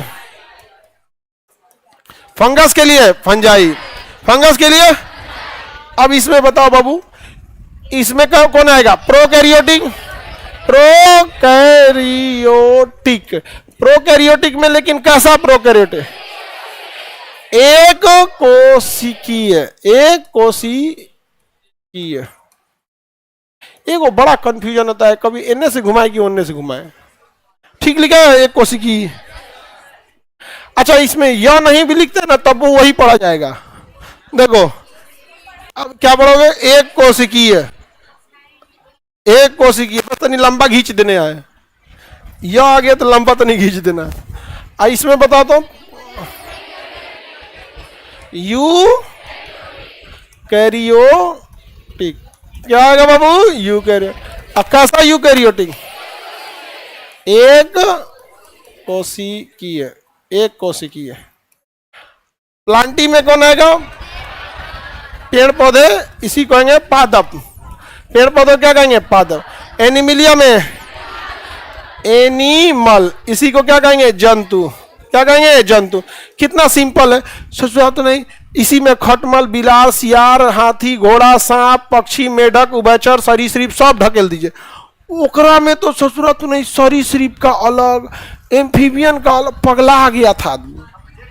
आदमी भी इसी में आएगा। हाँ आदमी भी इसी में आएगा और औरत इसी में आएगी। फंगाई में कौन आएगा? कवक, इसी को कहेंगे फंगस। क्या कहेंगे? फंगस। दुनिया में अगर कहीं सबसे ज्यादा राज कोई करेगा तो फंगस। यदि पूरी दुनिया से केवल 1 साल के लिए मानव को हटा लिया जाए तो पूरी पृथ्वी पे फंगस छाप जाएंगे। सब पूरे पृथ्वी पे फंगस छाप जाएंगे। आप कटोरा में पानी, आप ना एक उसमें रखिए, क्या नाम है, प्लास्टिक की बाल्टी रख लीजिए, उसमें पानी रख दीजिएगा। पानी भाप बन के उड़ना नहीं चाहिए क्योंकि गर्मी है, उड़ जाएगा ससुरा। ठंड मतलब ऐसा जगह रखिए ताकि भाप बन के ना उड़े। 1 हफ्ता बाद बल्टिया छुइएगा, चिकना चिकना लगेगा, अजीब टाइप का चिकना चिकना लगने लगता है। क्या है वो? फंगस। क्या है वो? फंगस। आप सुबह ब्रश करके 2 दिन ब्रश मत कीजिए, दांतवा इसे खखरिएगा, निकलेगा इसमें से कुछ। लड़का सब में तो पियर पियर निकलेगा। क्या है वो? फंगस। क्या है? फंगस। ऐसे खूब नहा लीजिएगा और उसका कपड़ा वपड़ा पहन लीजिएगा और 10 दिन छोड़ दीजिएगा ना। अच्छा ये बताओ, कपड़ा हम नहीं पहना रहता, में धूल गर्दा कहां से आता है? नहीं, लेकिन फिर भी मैल छोड़ाइएगा ना, छूटता है कि नहीं? देहात में कोई झावा होता है, ईंटा, जरल ईंटा, उससे आदमी छोड़ाता है। और शहर वाला तो फाटल मच्छरदानी रख ले रहता है सर। शहर वाले का मच्छरदानी फाट उठ जाता है ना तो उसको गोलिया के और रगड़ने के लिए रख लेता है, फाटल मच्छरदानी। तो ये जो मैल छोड़ा रहे हैं ये धूल गर्दा है। ये उन्हीं फंगसों के पूरे खानदान को आपने रगड़ के नष्ट कर दिया है।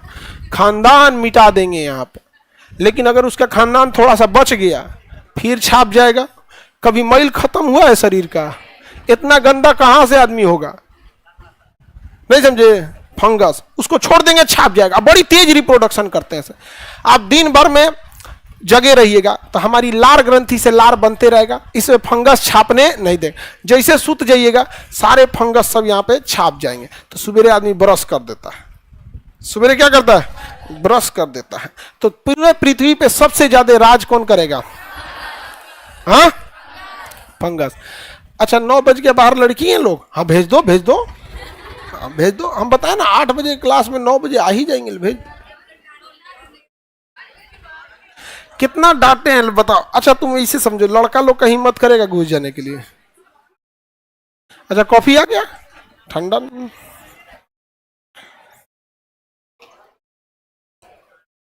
भेज दो बाबू।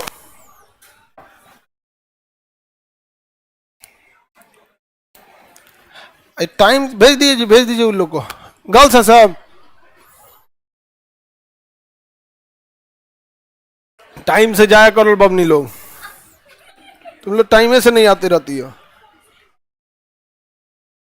हाँ, ठंडा नहीं गरम कॉफी पियोगे टाइम लगता है पीने में, ठंडा में एक के घोट में मार देगा दी।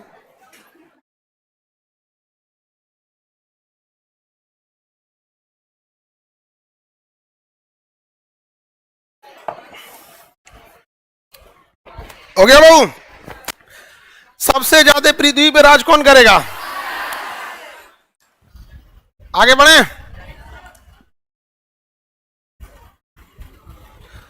रात भर जगने के बाद कवक जम जाता। हाँ जम जाएगा बाबू, कवक ही दुनिया में क्या करेंगे? राज कर। सर में क्या जम जाता है? कवक। क्या जम जाएगा? कवक। लेकिन ये कवक बड़े कमजोर होते हैं। कवक क्या होते हैं? कमजोर। हमारे पसीना में लाइसोजाइम एंजाइम होता है और ये कवक को मार देता है, इसलिए आंसू में भी होता है। इसलिए आप अपना पसीना चाटेंगे तो हल्का नमकीन लगेगा। हाँ, अरे तुम लोग ढेर फोटानी वाले बनते हो लोग। पसीना कौन चाटता है? बचपन में यही सब नकटी गोलिया के खाई है सब। हाँ, बचपन में नकटी निकाल के गोलिया के खाएगा सब। तनी सा बड़ हो जाएगा तो गोलिया के बेंच में साट देगा सब। नहीं समझे? अब फोटानी करेगा सबकी।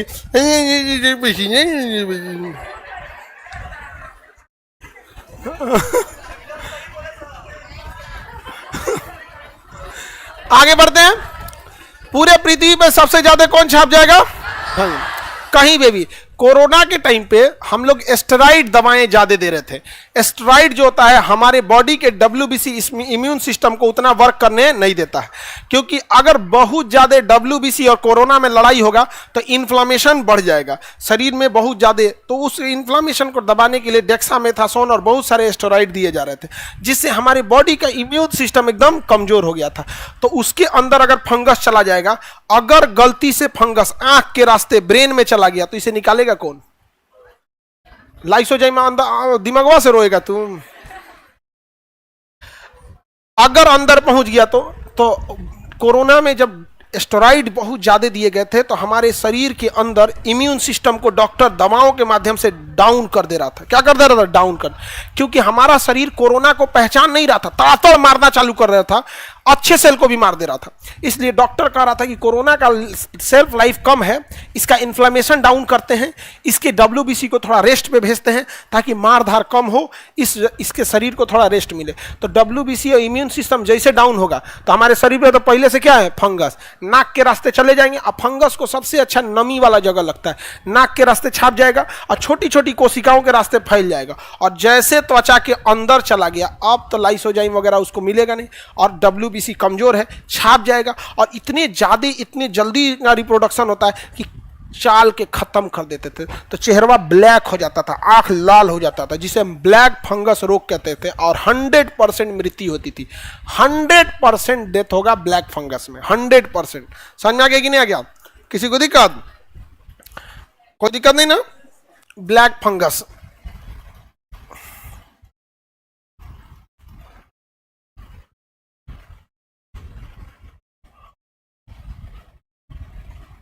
आगे बढ़े तो ये तो नया वाला सिस्टम है, खत्म हो गया।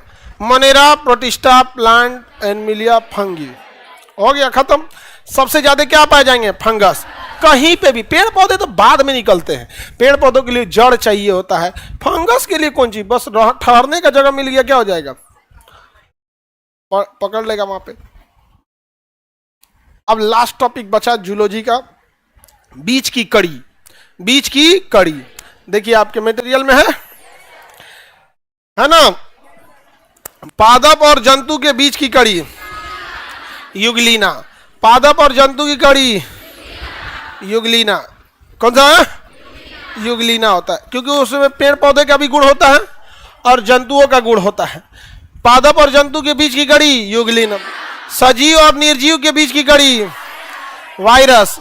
सजीव और निर्जीव की वायरस। सरीसृप और स्तनधारी प्लेटिपस, अभी पढ़ा है, प्रोटोथेरिया के अंतर्गत आने वाला प्लेटिपस।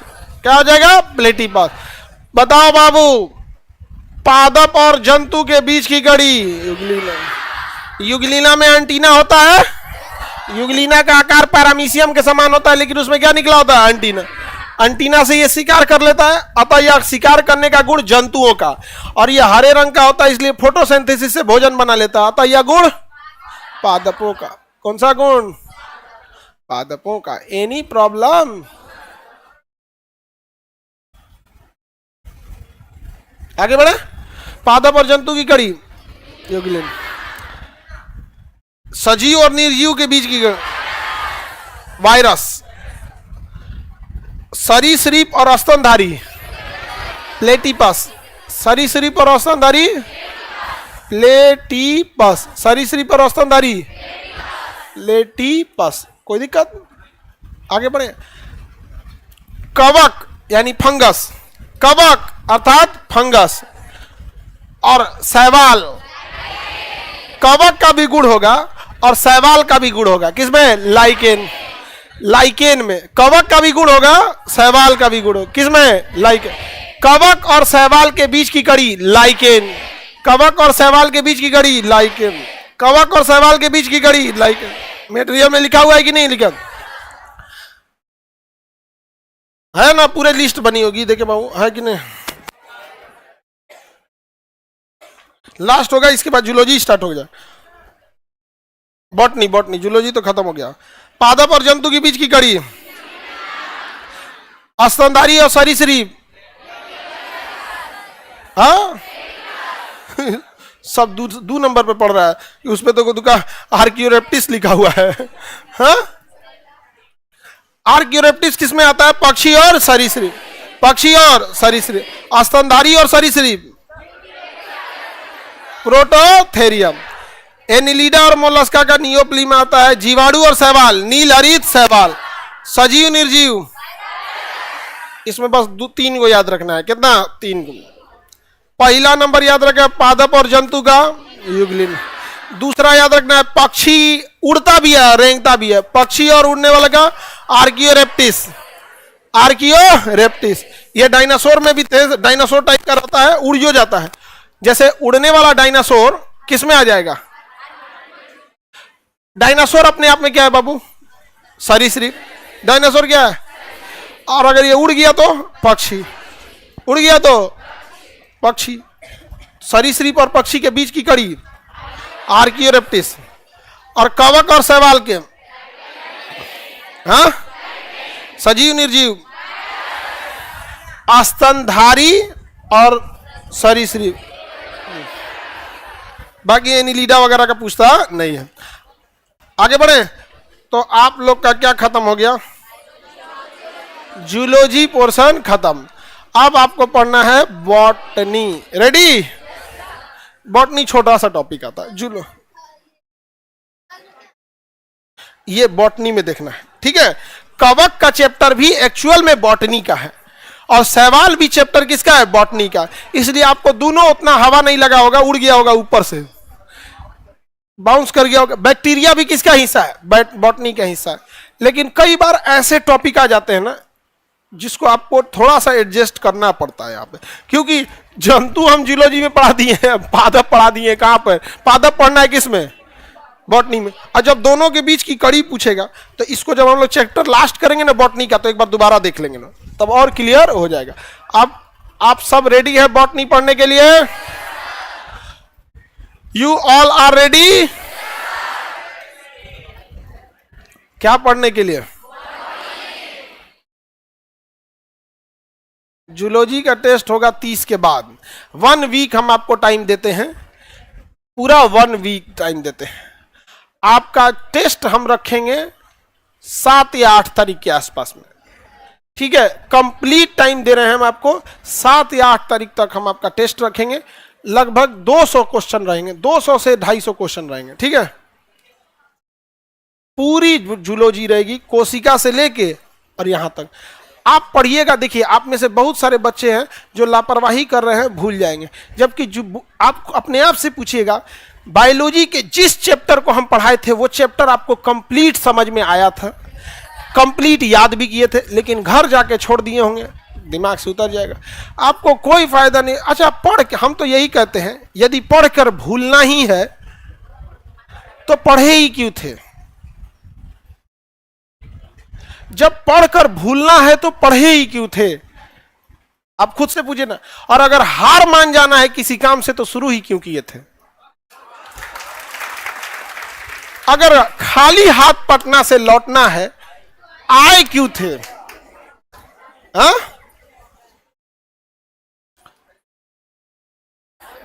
तुम अंकल जी, तो अंकल जी को काहे देखती है तुम लोग?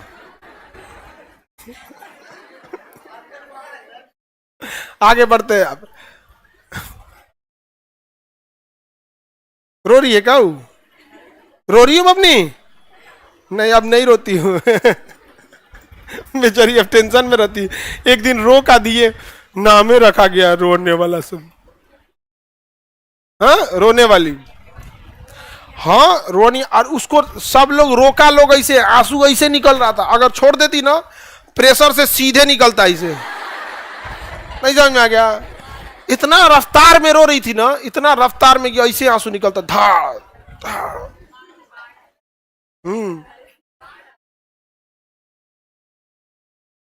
आगे बढ़ते हैं। जूलॉजी आपको समझ में आ गया। बॉटनी, बॉटनी अमूमन जो है बच्चों को लगता है कि ये थोड़ा सा टफ है।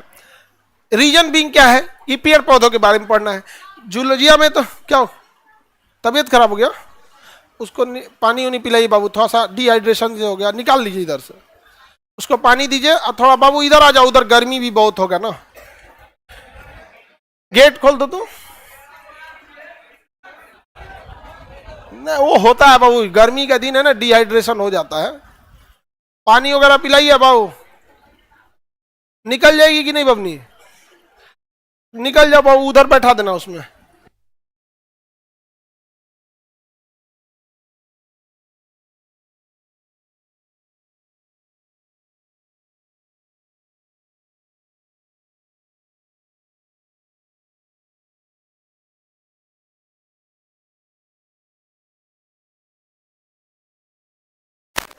आ जाओ बबनी, निकाल दो उसको, गर्मी हो जाए ज्यादा। आ जाओ बबनी, निकलने दो बबनी। तुम निकल जाओ बबनी, उसके पिछवा जो है उतना तुम खड़ा हो जाओगी, कोई निकल पाएगा उसमें से?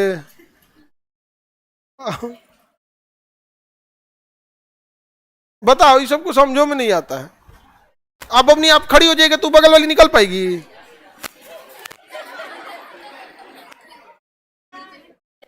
बोली बाबू। ग्रीन ग्लैंड, हाँ, अलग अलग समय में। वो तो एक्सक्रेटरी सिस्टम है, सबका अलग अलग रहेगा, किसी फिक्स थोड़ी रहेगा किसी एक पर। पक्षियों की तो अलग अलग कैटेगरी होती है। पैरामेडिकल का क्लास दिए रहते तो पूछना ही नहीं पड़ता आपको। नहीं समझे? जैसे नीट का ही क्लास होगा तो नीट के क्लास का बायोलॉजी और ये वाली बायोलॉजी में बहुत डिफरेंट आएगा। आप अभी ना नीट में ये अभी ऐसे कर दिया, वरना पहले व्यवस्थाएं ऐसी थी कि एम्स का अलग से फॉर्म भरा जाता था और गवर्नमेंट मेडिकल कॉलेज का अलग से। एआईपीएमटी और एम्स अलग अलग। तो एम्स के एग्जाम में 20 तो जीएस भी पूछता था। अब आप लोग को आइडिया नहीं होगा, उसमें बड़ा नॉर्मल जीएस पूछता था। और अभी तो नीट को तो बर्बाद तहस नहस कर दिया। समझ में आ गया? एकदम दिल से बददुआ निकलता है, उनका बाल बच्चा पे आएगा ये सब चीज, एकदम दिल से। यहां पे हम तो जैसे एक मौलवी साहब के लिए मस्जिद है, पंडित जी के लिए उनका मंदिर है, हमारे लिए तो यही है ना। यहां से हम श्राप देते हैं, जो पेपर लीक करें ना, उनके बाल बच्चों के सामने ऐसा आए ना कि उनका कलेजा फट जाए।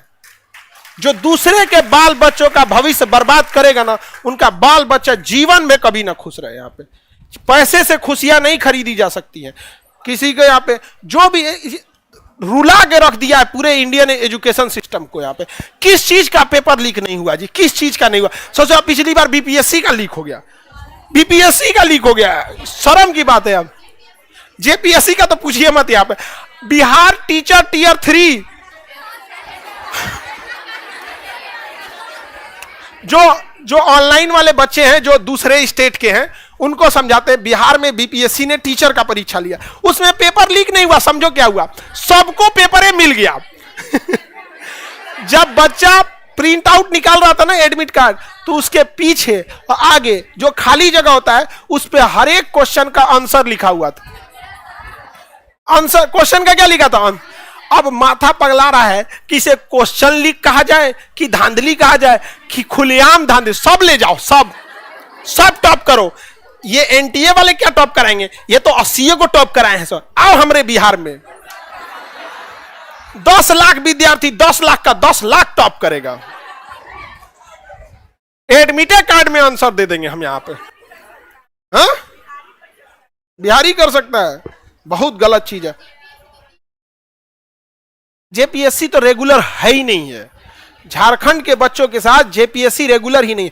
और पता है बीपीएससी भी पहले यहां रेगुलर नहीं होता था। 2012-13 के टाइम पे बीपीएससी भी रेगुलर नहीं होता था, तो उसके बाद वो थोड़ा सा अब रेगुलर किया है यहाँ पे। आगे चलिए, अब हम लोग देखते हैं।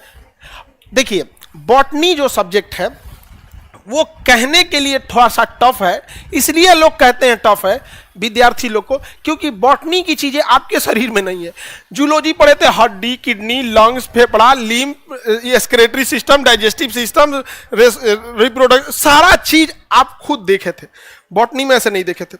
हम लोग अपने टाइम पे यही मनाते थे बॉटनी से पाला ना पड़े, समझे में नहीं आता था। लेकिन स्टार्टिंग से भी पहले कहते हैं कि आपको बॉटनी एग्जैक्ट समझ में आएगा, बस आप जिंदा रहना चाहिए। ऐसा हो ही नहीं सकता है कि बॉटनी समझ में ना आए। खत्म होने के बाद बॉटनी, हम आपको वादा करते हैं कि आप ये नहीं कह सकते हैं कि जूलॉजी टफ है कि बॉटनी। इक्वल कमांड होगा दोनों के ऊपर एकदम। तो एकदम स्टार्टिंग करते हैं, यहाँ पे कोई दिक्कत नहीं आएगा। हम है ना जी? तो हम लोग स्टार्ट करते हैं बॉटनी को। बॉटनी के जनक किसे कहेंगे? थियोफ्रेस्टस। जैसे जूलॉजी में आप पढ़े थे अरस्तु, बायोलॉजी के भी जनक अरस्तु। शुरुआत में जूलॉजी को ही बायोलॉजी समझा जाता था, अतः जूलॉजी के और बायोलॉजी दोनों के जनक थे अरस्तु। बट उसके बाद पेड़ पौधों पे रिसर्च ज्यादा होने लगा, धीरे धीरे इसके ब्रांच आए, तो थियोफ्रेस्टस। कौन है? थियोफ्रेस्टस। अब बॉटनी में हम मेनली किसे पढ़ते हैं? पेड़ पौधों को। इसलिए इसे हमने वनस्पति विज्ञान कहते हैं। क्या कहेंगे? वनस्पति विज्ञान कहते हैं। पेड़ पौधों के बारे में पढ़ते हैं। थियोफ्रेस्टस इसके क्या है? जनक। थियोफ्रेस्टस।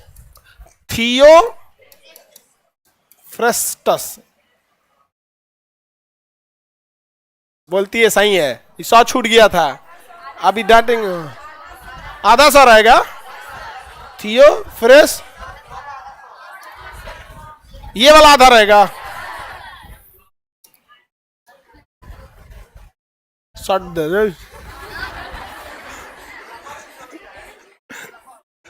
दूर हो गया था ना, घींच दिया इसे। बहुत टफ है ससुरा हिंदी। अरे हमारे घर के पूरे विद्यालय वाले सोच रहे थे कि हिंदी में फेल होगा। हिंदी इजी है लिखना। हमारे में अगर हम कोई चीज लिखते हैं ना तो फिर बोलने में कंफ्यूज होने लगते हैं।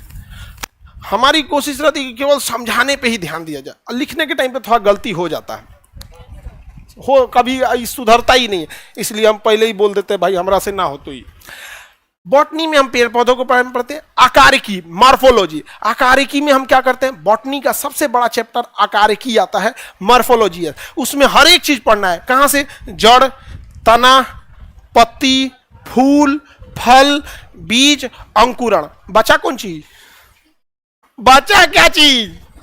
अरे नीचे से निकला जड़, तना, पत्ती, फूल। फूल ही बनता है फल, और फल के अंदर होता है बीज, और बीज क्या होता है? अंकुरण। अंकुरण के बाद फिर निकलेगा जड़, तना, पत्ती, फूल, फल, बीज, अंकुरण। बच गया बीमारी, पौधों में लगने वाली बीमारी खत्म। खत्म।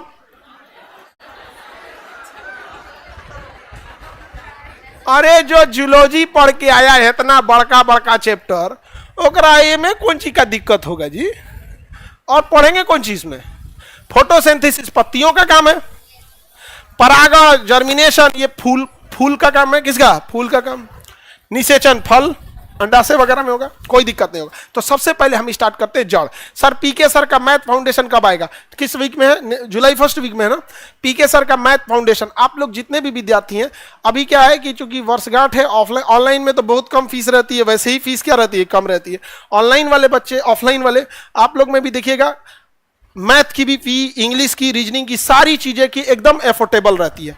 और अगर आप लोग को मैथ एकदम कमजोर है तो आराम से पढ़िए पीके सर से। थोड़ा सा लंबा इसलिए करते हैं क्लास को ताकि सबको समझ में आए और इजीली सारा चीज समझ में आएगा यहाँ पे, और एकदम एफोर्डेबल फीस में रहती है यहाँ पर। हम हमेशा यही कहते हैं कि शिक्षक केवल मुंह से बोलने का पैसा लेता है, अब वो उसके अंदर इंसानियत अगर मर गई है तो ज्यादा फीस लेगा, और उस ज्यादा फीस के लिए 5 गो बहाना देगा। सीधे बोल दो ना यार व्यापारी है, पढ़ने वाला तो तब भी पढ़ेगा, नहीं समझेगा। शिक्षक फीस किस चीज का ले रहा है? मुंह से बोलने का। हम लोग यूपीएससी बीपीएससी, सोचिए टीचर्स को फ्लाइट से ले आना, यहां रहना, उनका एकोमोडेशन देना, वापस फ्लाइट से भेजना, इसके बावजूद जितने अफोर्डेबल फीस में हम लोग बीपीएससी जितना बेस्ट क्वालिटी दिए संभव ही नहीं है। बाकी कोई अलग है, चिल्ला दे कुछ तो अलग बात होता है यहाँ पर। तो इसलिए जिनको मैथ वगैरह भी करना है सारा क्लास आप लोग कर लीजिएगा। स्टार्टिंग फेज में जितना मेहनत कर लीजिए ज्यादा बेटर होता है। रीजनिंग हो गया, मैथ हो गया, इंग्लिश हो गया, कोई दिक्कत नहीं होता। कंप्यूटर वगैरह के लिए यहां पर हो गया सावित्री कंप्यूटर में। अब तो वहां पे पहले हम बार उनको क्यों कहते हैं, रीजन क्या है कि सर्टिफिकेट में फर्जी होगा ना तो जितना रोइएगा उतना कोई ना रोएगा। क्योंकि अब जो जांच आ रहा है, जैसे आपका जांच हो गया ना, तो पहले क्या था आप सर्टिफिकेट लगा देते थे, अब उल्टा हो गया। आप सर्टिफिकेट लगाएंगे ना, वो डिपार्टमेंट उस इंस्टीट्यूट में भेजेगा कि क्या ये सावित्री कंप्यूटर कोई इंस्टीट्यूट है, आएगा। आपका जांच बाद में ये इंस्टीट्यूट सही है कि नहीं है, क्योंकि बिहार में तो फर्जी इंस्टीट्यूट है सब। जब इंस्टीट्यूट फर्जी तो आपका सर्टिफिकेट भी फर्जी, फिर उसकी जांच होगी, फिर वो होगा यहाँ पर। समझ आ रहा है कि नहीं? तो जिनको कंप्यूटर के लिए करना है, सावित्री कंप्यूटर बगल में है यहाँ पे, चाहे टाइपिंग कर लीजिए, शॉर्ट हैंड कर लीजिए, एडीसीए डीसीए क्या क्या क्या चाहिए। कंप्यूटर में तो बहुत सारी चीजें होती हैं, ये जरूरी हो जाता है यहाँ पे। हालांकि आपके पास सेकेंड ये चीजें रहनी चाहिए, आज के टाइम पे कंप्यूटर बहुत जरूरी है। ठीक है, तो अब हम लोग क्या स्टार्ट करते हैं, बॉटनी। इसमें सबसे पहले क्या पढ़ेंगे, पौधे का जड़। क्या पढ़ेंगे, जड़। जड़ को हम लोग क्या कहते हैं, रूट। जड़ को क्या कहेंगे, रूट। हिंदी में क्या कहते हैं, जड़। हिंदी में मूल कहते हैं, क्या कहते हैं, उर्दू में जड़ नहीं कहते, जड़ से उखाड़ देंगे, ये उर्दू हो गया। समूल नष्ट कर देंगे, हिंदी हो गया। क्या हो गया, हिंदी हो गया। नेस्त नाबूद कर देंगे, उर्दू हो गया। जड़, रूट, ये कहां से निकलता है, क्या करता है, इसको समझिए। जब भी हम कोई बीज को लेते हैं, क्या लेते हैं, बीज को लेते हैं, तो इस बीज का निचला भाग जो होता है उसे हम मूलांकुर कहते हैं। क्या कहते हैं, मूलांकुर। रेडिकल, क्या कहेंगे, रेडिकल। मूलांकुर या रेडिकल। तो ये बीज का निचला भाग क्या कहलाता है, मूलांकुर। अब बीज का ऊपर का भाग प्रांकुर कहलाता है। तो बीज का निचला भाग मूलांकुर, मूलांकुर। रेडिकल, क्या कहेंगे, रेडिकल। ऊपर वाले को प्रांकुर कहते हैं, क्या कहेंगे, प्रांकुर या पलमूले, पलमूले। तो बताइए बीज, जड़ का निर्माण प्रांकुर से होगा या मूलांकुर से होगा, जड़ का निर्माण मूलांकुर से होता है। यह ग्रेविटी की ओर जाता है या प्रकाश की ओर, अतः यह ग्रेविटी की ओर जाएगा, इसलिए ये इसे कहेंगे पॉजिटिव जियोट्रॉपिक। क्या कहेंगे, पॉजिटिव जियोट्रॉप, पॉजिटिव जियोट्रॉप। यानी ज्योग्राफी की ओर जाएगा, ग्रेविटी की ओर जाएगा, अतः इसे कहेंगे पॉजिटिव जियोट्रॉप, पॉजिटिव जियोट्रॉप। क्या ये सूर्य के प्रकाश की ओर जाएगा, नहीं। तो अगर हाँ है तो पॉजिटिव, नहीं है तो निगेटिव। तो निगेटिव फोटो, फोटो मतलब सूर्य का प्रकाश, फोटोसिंथेसिस। तो क्या ये फोटो प्रकाश की ओर जाएगा, तो पॉजिटिव जियोट्रॉप, निगेटिव फोटोट्रॉप। अच्छा ये बताइए, जड़ नीचे जाता है या फैलता है, इसे मोटा होता है या नीचे लंबा चला जाता है, नीचे लंबा चला जाएगा, कि तना की तरह ऐसे होते जाएगा। क्या ब्रांचेज नहीं, वो तो रूट हेयर होता है, ब्रांच नहीं होता है। क्या होता है, रूट हेयर। इसके अंदर क्या जड़ में से दूसरा जड़ ऐसे शाखा निकल के नीचे पेड़ बन जाएगा, जबकि तना में देखिएगा यानी पलमूले में तो बस कुछ ही हद तक ऊपर जाएगा, उसके बाद एक मोटा सा ब्रांच निकलेगा, फिर उसमें से ब्रांच निकलेगा, फिर उसमें से ऐसे ब्रांच निकलेगा। क्या ये जड़ में होता है, नहीं होता है। तो जड़ के अंदर ब्रांच बनाने वाले नोड या फिर इंटरनोड, नोड या इंटरनोड नहीं पाए जाते हैं, नोड या इंटरनोड नहीं पाए जाएंगे। जबकि जो तना होता है वो तने से तना, उससे नीचे तना, और छोटा तना और छोटा तना, ये सब क्या किससे निकलता है, नोड और इंटरनोड से। अगर नोड और इंटरनोड नहीं रहेगा तो क्या बहुत सारे ब्रांचेज वगैरह निकल जाएंगे? नारियल के पेड़ में बहुत कम है नोड इंटरनोड, सीधे भाग जाता है, कहां चल जाएगा? बरगद के पेड़ में, अरे बाप हो बाप, बरगद के पेड़ में नोड इंटरनोड ये वो इतना पेड़ निकला रहता है जिसका कोई हद नहीं। जामुन में भी, लेकिन गर्मी का समय है, जामुन के पेड़ पे अपने गांव में किसी को भी चढ़ने से बचने को बोलिएगा। रीजन क्या है? बड़ी कमजोर होता है। और अभी बरसात का समय है, बिजली गिरते से बहुत लोगों की मृत्यु होने लगती है। तो जब भी कभी कोई बच्चे बाहर खेल रहे हो तो उनसे कहेंगे बरसात का टाइम अगर बादल गरज रहा हो, पानी वाले जगह पे या ट्रांसफार्मर वगैरह के पास न जाए, बिजली गड़ रहा है। अगर तड़क रहा है खेलने में तो दौड़ भाग ना करें, वहीं पर छोटा आकार में हो जाए।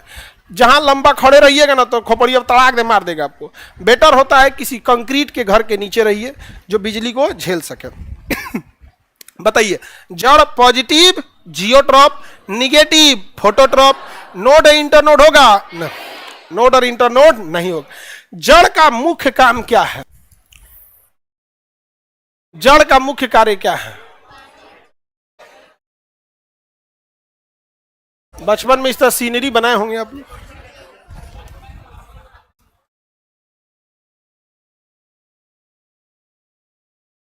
जड़ का काम क्या है? गलतफहमी है कि पानी सोखना। जड़ का काम पानी सोखना नहीं है, ना ही जड़ पानी सोखता है। पानी सोखने का काम होता है जड़ों पर उपस्थित बालों का, जिसे रूट हेयर कहते हैं। जड़ का बाल, रूट हेयर, जड़ का बाल, रूट हेयर। पानी कौन सोखता है? Root hair. समझ में गया? आप लोग का नहीं सोखता अलग बात है। पेड़ पौधों में पानी कौन सोखेगा? तो रूट हेयर। तो जड़ का काम क्या है? सीधा खड़ा रखना। जड़ वही काम करता है जो आपके घर में नीचे गया पिलर या नीचे जो बुनियाद काम करता है। जड़ को अगर काट देंगे तो पेड़ गिर जाएगा, न कि सूखेगा, गिर जाएगा। समझा गया कि नहीं आ गया? और अगर ये रूट हेयर काट देंगे तो पेड़ गिरेगा नहीं, सूख जाएगा। गिरेगा नहीं, सूख। इसी कारण अगर किसी पेड़ के साइड साइड में खूब सारा गर्म पानी डाल देंगे तो जो उसका रूट हेयर है सूख जाएगा, तो पेड़ रहेगा एकदम खड़ा, सूख जाए। कुछ ऐसी दवाइयां भी हैं, हम दवाइयों का नाम नहीं बोलेंगे आपको। दवाइयां हैं जिससे पेड़ क्या हो जाता है? सूख जाता है। समझ में आ गया कि नहीं? हम लोग आम तोड़ने जाते थे, एक बार पकड़ा गए लोग तो बड़ी बार मारा हम लोग को, बड़ी मार मारा। और मेरे दोस्त सब हमको छोड़ के भाग गया। हमको चढ़ाया सब पेड़ पे, चढ़ भाई, कि आई तो हमनी के बोलल जाए चढ़ जो चढ़ जो। चढ़ गए, नीचे दिए, उभर लिया सब। वो आया ना जो इसका पेड़ वाला था तो भाग गया, सब हमको छोड़ दिया। उतार के मारा था, उतार के मारा था, और उसके घर में 3-4 गो मारा था सब, बड़ी 3-4 गो आके मारा था सब बहुत। तो हमारा एक मित्र था जिसके खाद का दुकान था, उसी के यहाँ से हम लोग ले आए केमिकल जो सुखाता है। और खंती होता है ना रामा, पेड़वा के चारों ओर हल्का हल्का इसे खोद खोद के दवैया जाए, और चारों ओर खोद के दवैया भर दिए। 1-1.5 महीना में इतना हरा भरा पेड़ सूख गया। आज भी ना अपने आप पे गुस्सा लगता है, लेकिन वो बचपना में गुस्सा सुखा दिए लोग। जानते इसका साइड इफेक्ट क्या हुआ? सूखने का तो पेड़वा सूख गया, एक महिला बदनाम हो गई कि डाइन निकली है, इसी पे सीखी है।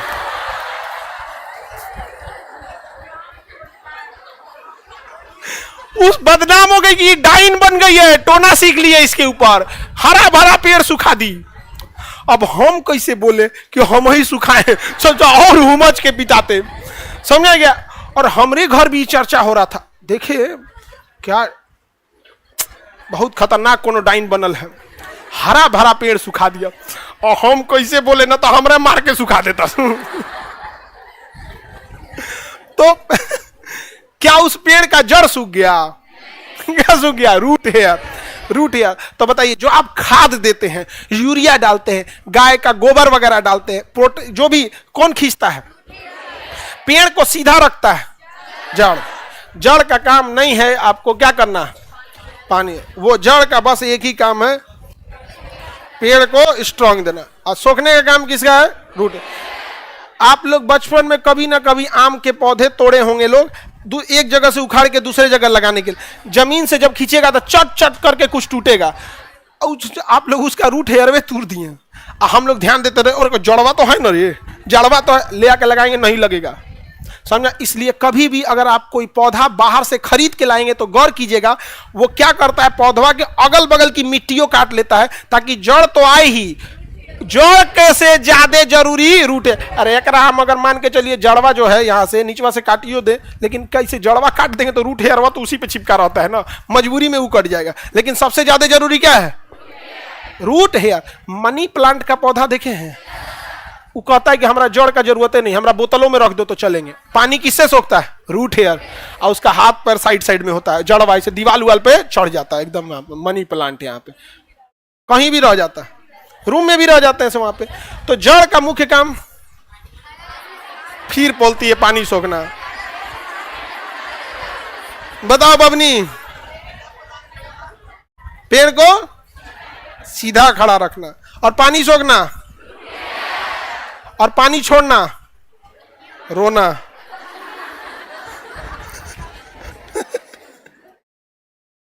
आगे बढ़ते, अब बेचारी छुप के पीछे बैठेगी कभी।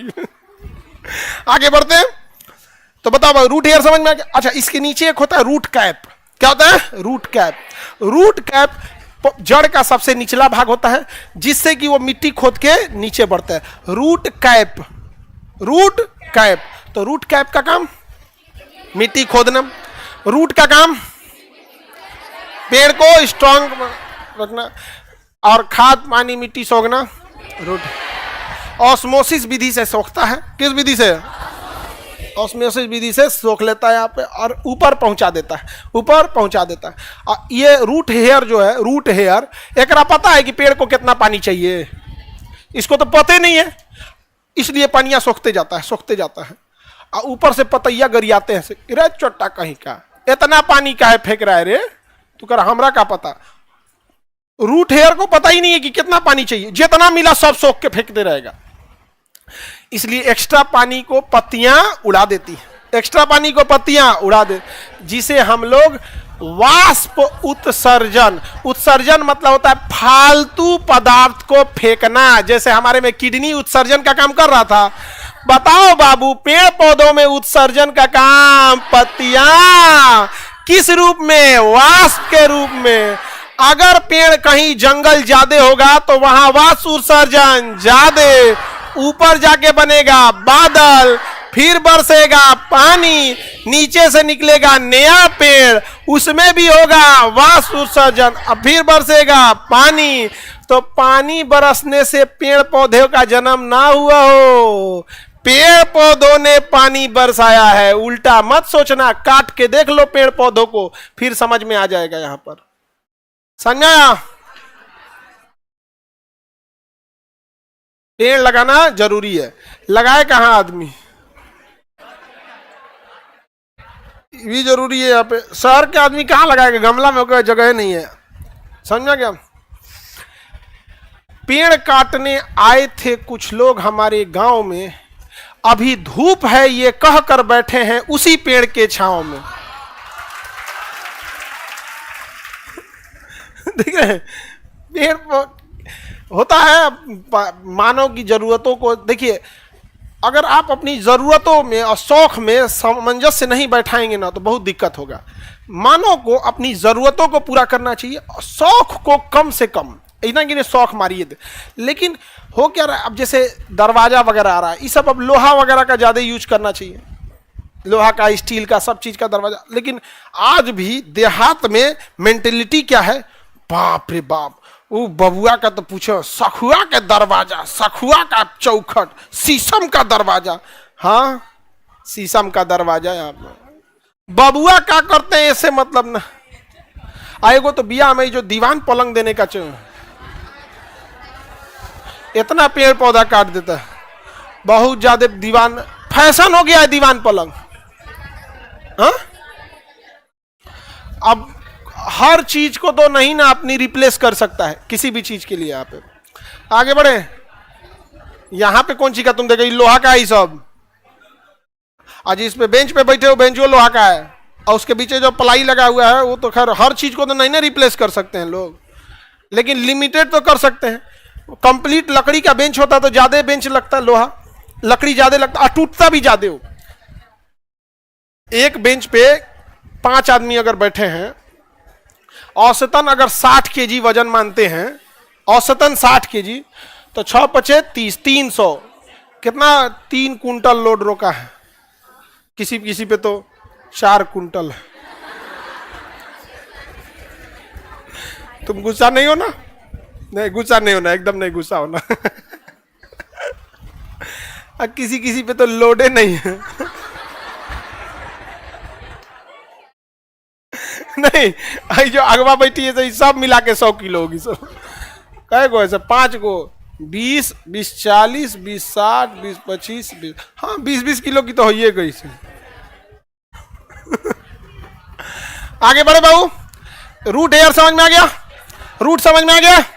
अब हम समझते हैं इस रूट को हम मेन जड़ कहते हैं। क्या कहते हैं? और इस जड़ का काम क्या है? स्टेबल रखना। कभी कभी बाबू ऐसा हो जाता है, कभी कभी ऐसा हो जाता है कि पौधे के ऊपर फल इतना लग जाता है या पौधा इतना बड़ा हो जाता है कि केवल एक जड़ से वो कंट्रोल नहीं होता है, तो उसमें एडिशनल जड़ होते हैं। उसमें कैसे जड़ होते हैं? एडिशनल। पीपल में, बरगद में, गन्ना के पौधा में, मकई में, उसमें निचो जड़ रहेगा। आप गन्ना का पौधा देखेंगे ना, तो ये हो गया गन्ना का पौधा। अब ये गन्ना में, अब सपोज कीजिए ये गन्ना है, ये क्या है? गन्ना, ईख, शुगर केन, शुगर केन है। अब ये देखिए स्टार्टिंग में तो इसमें केवल एक जड़ होगा। स्टार्टिंग में कितना जड़ होगा? एक। लेकिन जब गन्ना मोटाएगा तो आपको लगता है कि भाई एगो पातर जड़ इतना हैवी गन्ना रोक लेगा? नहीं रोक पाएगा। तो एक जड़ के अलावे इसमें साइड साइड में भी कुछ जड़ निकल जाते हैं, तो ये सपोर्टिंग होते हैं। क्या होते हैं? सपोर्ट में होते हैं। तो गन्ना देखिएगा ना साइड साइड में निकला रहता है, देखिएगा। इसलिए देखिएगा तो गन्ना में ऊपर ज्यादा नहीं रहेगा, नीचे ज्यादा रहेगा। तो छील उल के आदमी निकाल के, उसके बाद गाँव में तो आज भी गन्ना वन्ना लोग खाते हैं, शहर में तो जूस पी लेते हैं। तो गाँव में आदमी आज भी ना 2 गन्ना लेगा और उसको छीलेगा और उसके अगले 3 दिन तक तीता नहीं खाएगा। एक गन्ना खाएगा ना, बाहर मुंह छील के रख लेगा। उसके बाद ओहो तीता लग तो हो, 2-3 दिन तीता उता नहीं खाएगा।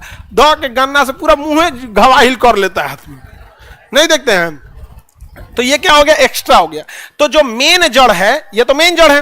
अच्छा, मकई में क्या होता है बाबू? इसमें ऊपर मक्का लग जाता है। क्या लग जाता है? मक्का। और सोचा डिसबैलेंस कर देगा। जब तक मक्का नहीं लगा है तब तक सिंगल जड़ से काम हो जाएगा। जैसे मक्का का उसमें फल लगेगा, उसको एक्स्ट्रा जड़ की जरूरत है, नहीं तो क्या हो जाएगा? निमर जाएगा, इसे गिर जाएगा। निमर जाना का मतलब लसरा जाएगा नीचे, इसे भुइयां गिर जाएगा। उसके लिए उसको एक्स्ट्रा सपोर्ट की जरूरत है। तो जड़ बेसिकली 2 टाइप का। अगर पौधा बैलेंस है तो एक ही जड़ से हो जाएगा, और अगर बैलेंस नहीं है, या तो पौधे का आकार बड़ा है या फिर उसमें लगने वाला फल उसे डिसबैलेंस कर रहा है, तो इस कंडीशन में उस पौधे में जमीन के बाहर भी जड़ बाहर निकल के कहेगा गिरिया मत भाई, हम बानी ने। नहीं समझ में आ गया? बाहरवा से निकल के उसको सपोर्ट देते रहा। तो जो बाहर से निकल गया उसे अप मतलब बाहर, स्थान मतलब जमीन, अपस्थानिक जड़ कहेंगे। क्या कहेंगे? और जो निचवा मेन जड़ है उसे मुसला जड़ कहेंगे। क्या कहेंगे? मुसला। तो निचवा जो मेन है, जो सहारा है अपस्थानिक, अपस्थानिक। जो मेन है उसे कहेंगे टैप रूट। क्या कहेंगे? Tap root. और जो एक्स्ट्रा एडवांटेज, एक्स्ट्रा सपोर्ट दे रहा है, एडवेंटेजियस। एक्स्ट्रा एडवांटेज यानी एक्स्ट्रा एडवेंटेजियस। हम लोग जब पढ़ते थे ना, तो हम लोग को लगता था कि जिसमें मुसला जड़ होता है उसमें अपस्थानिक नहीं होता है। अरे बबुआ, ऐसा नहीं है। मुसला जड़ तो रहेगा ही रहेगा, एक्स्ट्रा सपोर्ट के लिए आया होता है अपस्थानिक। तो आप इस गलत फहमी में नहीं रहिएगा कि मुसला बताओ जिसमें मुसला जड़ है, इस बात की गारंटी है क्या कि उसमें अपस्थानिक रहेगा ही रहेगा। लेकिन जिसमें अपस्थानिक जड़ है, ये बाहर वाला, क्या उसमें मुसला होगा? अरे उसमें पक्का मुसला जड़ नहीं रहेगा तो खड़ा कैसे रहेगा वो? अपस्थानिक स्टार्टिंग से आ जाता है या बाद में? बाद में आता है, जब उसकी जरूरत पड़ती है तब। अदरवाइज में नहीं आएगा। तो बताइए टैप रूट प्राइमरी रूट किसे कहेंगे, टैप रूट को या एडवेंटेजियस को, टैप। और सेकेंडरी रूट किसे कहेंगे, एडवेंटेजियस को। Adventitious root is known as the secondary root and tap root is known as the primary root, because in the very first beginning of the tree सबसे पहले क्या निकलता है, टैप रूट निकलता है। इसी बतिया को तुम अंग्रेजी में बोल दोगे तो लगेगा पढ़े लिखे हो। ओहो बाप रे बाप, बबुआ के पटना भेजल सवारत हो गए, अंग्रेजी बोलो तो नो। आगे बढ़े, ये रूट हेयर का तो काम समझ में आ गया। हाँ, टैप रूट में रखल कौन सी है, गाजर जो हम लोग खाते हैं, गाजर असल में टैप रूट है। और गाजर और मूली दोनों क्या है, टैप रूट है। और टैप रूटवा में देखिएगा उसमें रूट हेयर भी निकला रहता है। गाजर के बाद का डायरेक्ट बाजार में बेच दिया जाता है। अरे गाजर के बाद उसको धुलना पड़ता है, और जब धुला जाता है तो उसके ज्यादातर रूट हेयर टूट जाते हैं, लेकिन उसके बावजूद उसमें रूट हेयर रहता है कि नहीं होता है। मूली में भी रहता है, और उसकी पत्तियां कहाँ रहती हैं, बाहर, पत्तियां उसकी बाहर। गाजर वगैरह ये क्या है, सब क्या है, सब टैप रूट। गाजर मूली क्या है, सब टैप रूट है। गाजर की तो पत्तियां आदमी फेंक देता है, और मूली की पत्ती की तो साग बनता है, साग उसका बनाया जाता है। कुछ लोग फेंक भी देते हैं, मेरा फेवरेट साग है वो, आई सब पालक बथुआ ये सब। मूली के पत्ते का जो साग है ना, वो तो हमारा फेवरेट है। हाँ वो नहीं, सरसों का भी साग होता है क्या। अब समझो, हमें मूली के पत्ते का साग इतना पसंद है कि हम दूसरे को आजमाने की कोशिश नहीं की है कि सरसों का साग कैसा लगता होगा। क्या पता अच्छा लगे तो हम इसको छोड़ देंगे, बहुत सही रहता है वो मूली के पत्ता। हालांकि और लोग, बाकी लोग, बहुत सारे लोग उसको क्या करते हैं, फेंक देते हैं। हम कुछ लोग उसको खाते भी हैं। आगे बढ़े तो बोलिए, ये टैप रूट। बरगद में ये बताइए तो, अपस्थनिक रूट, अपस्थनिक। क्या केवल अपस्थनिक के बल पे कोई पौधा रुक जाएगा, कभियो नहीं रुकेगा वहां पे। समझ में आ गया। तो ज्यादा टफ पूछना। आगे बढ़े, मूली के साग में स्मेल आता है,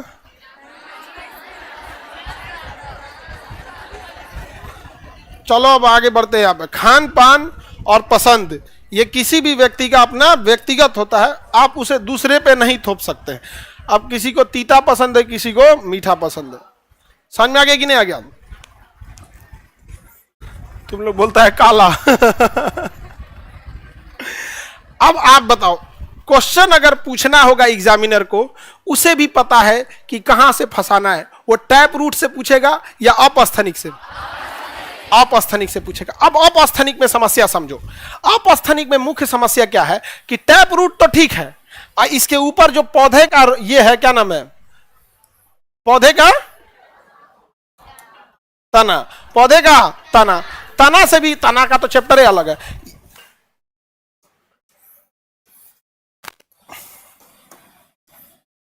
ये तना हो गया, ये हो गया, जैसे बरगद का पेड़ हो गया यहाँ पे। अब समझिए ध्यान से। आप ये बताइए, अपस्थनिक है या नहीं है, ये अपस्थनिक है, यानी एक नंबर क्या है, अपस्थनिक। और ये तो मुसला है, इसमें तो कुछ करना ही नहीं है। समझा क्या। और ये भी क्या है, मुसला है, इसमें कुछ करना नहीं है। जाइए बमनी, चल जाओगी ना, जाइए, जाने दो बम। ये तो मुसला है, मुसला में तो कुछ पढ़ना ही नहीं है आप लोगों को। ये कौन सा पेड़ है, बरगद मान लीजिए, बरगद है। तो बरगद का ये भी क्या है, अपस्थनिक है। समझा क्या। बताइए, ए नंबर क्या है, मुसला। बी नंबर मुसला जड़ है। ए और बी क्या है, मुसला, यानी टैप रूट है। एक नंबर अपस्थनिक, 2 नंबर अपस्थनिक। इन दोनों में एक अंतर देखिए, दोनों में कुछ अंतर दिख रहा है, क्या है,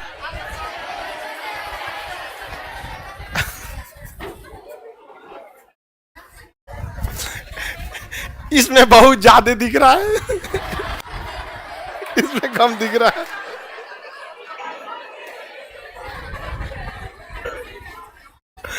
अरे बाबू, ये एंगल बनाते हुए साइड में सपोर्ट कर रहा है, एंगल बनाते हुए साइड में सब, और ये एकदम स्तंभ की तरह सीधा है। तो कहती है कि इसमें ज्यादा दिख रहा है, इसमें कम दिख रहा है। लो हो गया। अब अंतर बताओ, एक और अंतर बताए। ये बाईं ओर दिख रहा है ये दाहिना ओर दिख रहा है।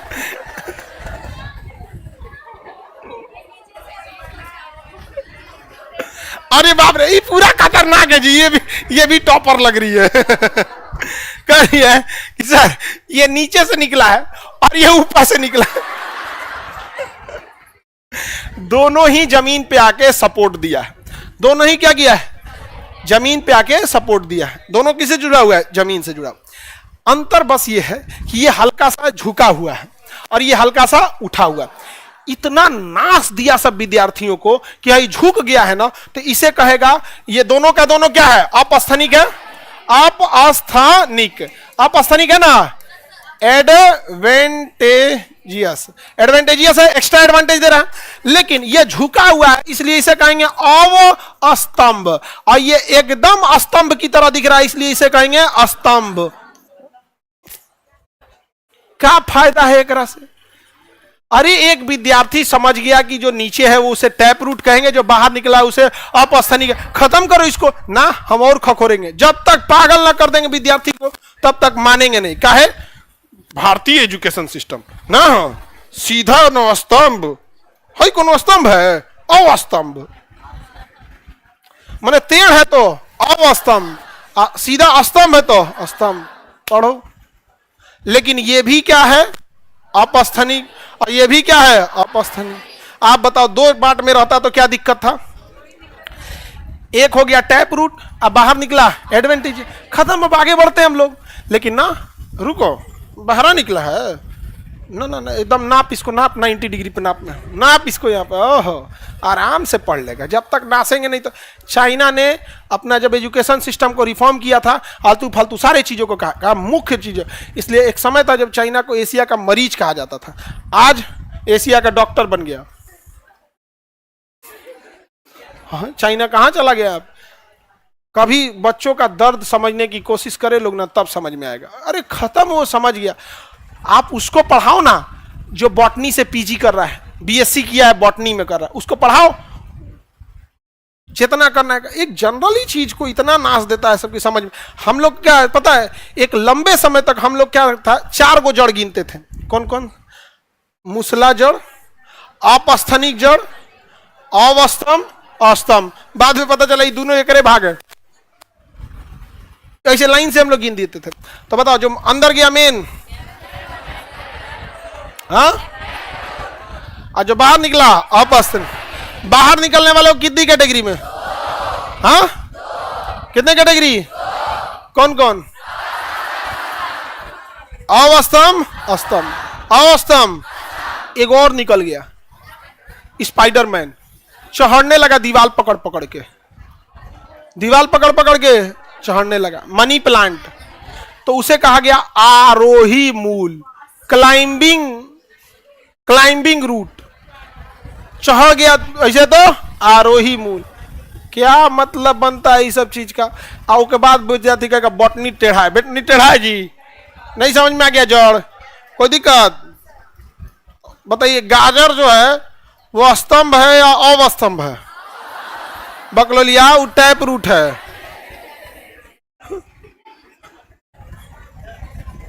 वाह, गाजर में स्तंभ रूट दिख गया इन लोग को। क्या है वो? टैप रूट हो गया। क्या हो गया? टैप रूट हो गया। एनी प्रॉब्लम, कोई दिक्कत? रूट समझ में आ गया?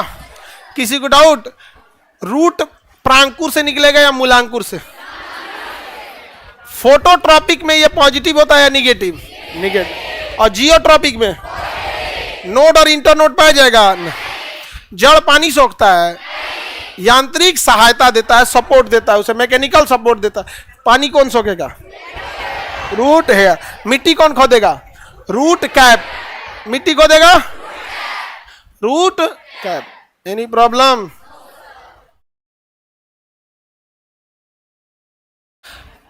जमीन के बाहर निकला तो अवस्तंभ, जमीन के बाहर निकला तो अपस्थनिक, अपस्थनिक, अपस्थनिक कितने टाइप का, टेढ़ है तो अवस्तंभ, और स्तंभ की तरह है तो सीधा पिलर जैसा है तो स्तंभ, उल्टा ऐसे चढ़ने लगा तो आरोही, चढ़ने लगा तो आरोही मूल।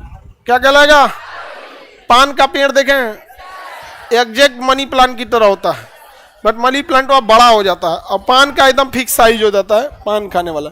मुजफ्फरपुर में तो बहुत ज़्यादा खेती होती है, आपके इधर भी होता है? कौन जिला है? अच्छा समस्तीपुर, वहाँ तो सब पास में ही तो है, मुजफ्फरपुर समस्तीपुर सब एरिया पास में है, उधर पान की खेती ही ज़्यादा होती है। आगे बढ़ें।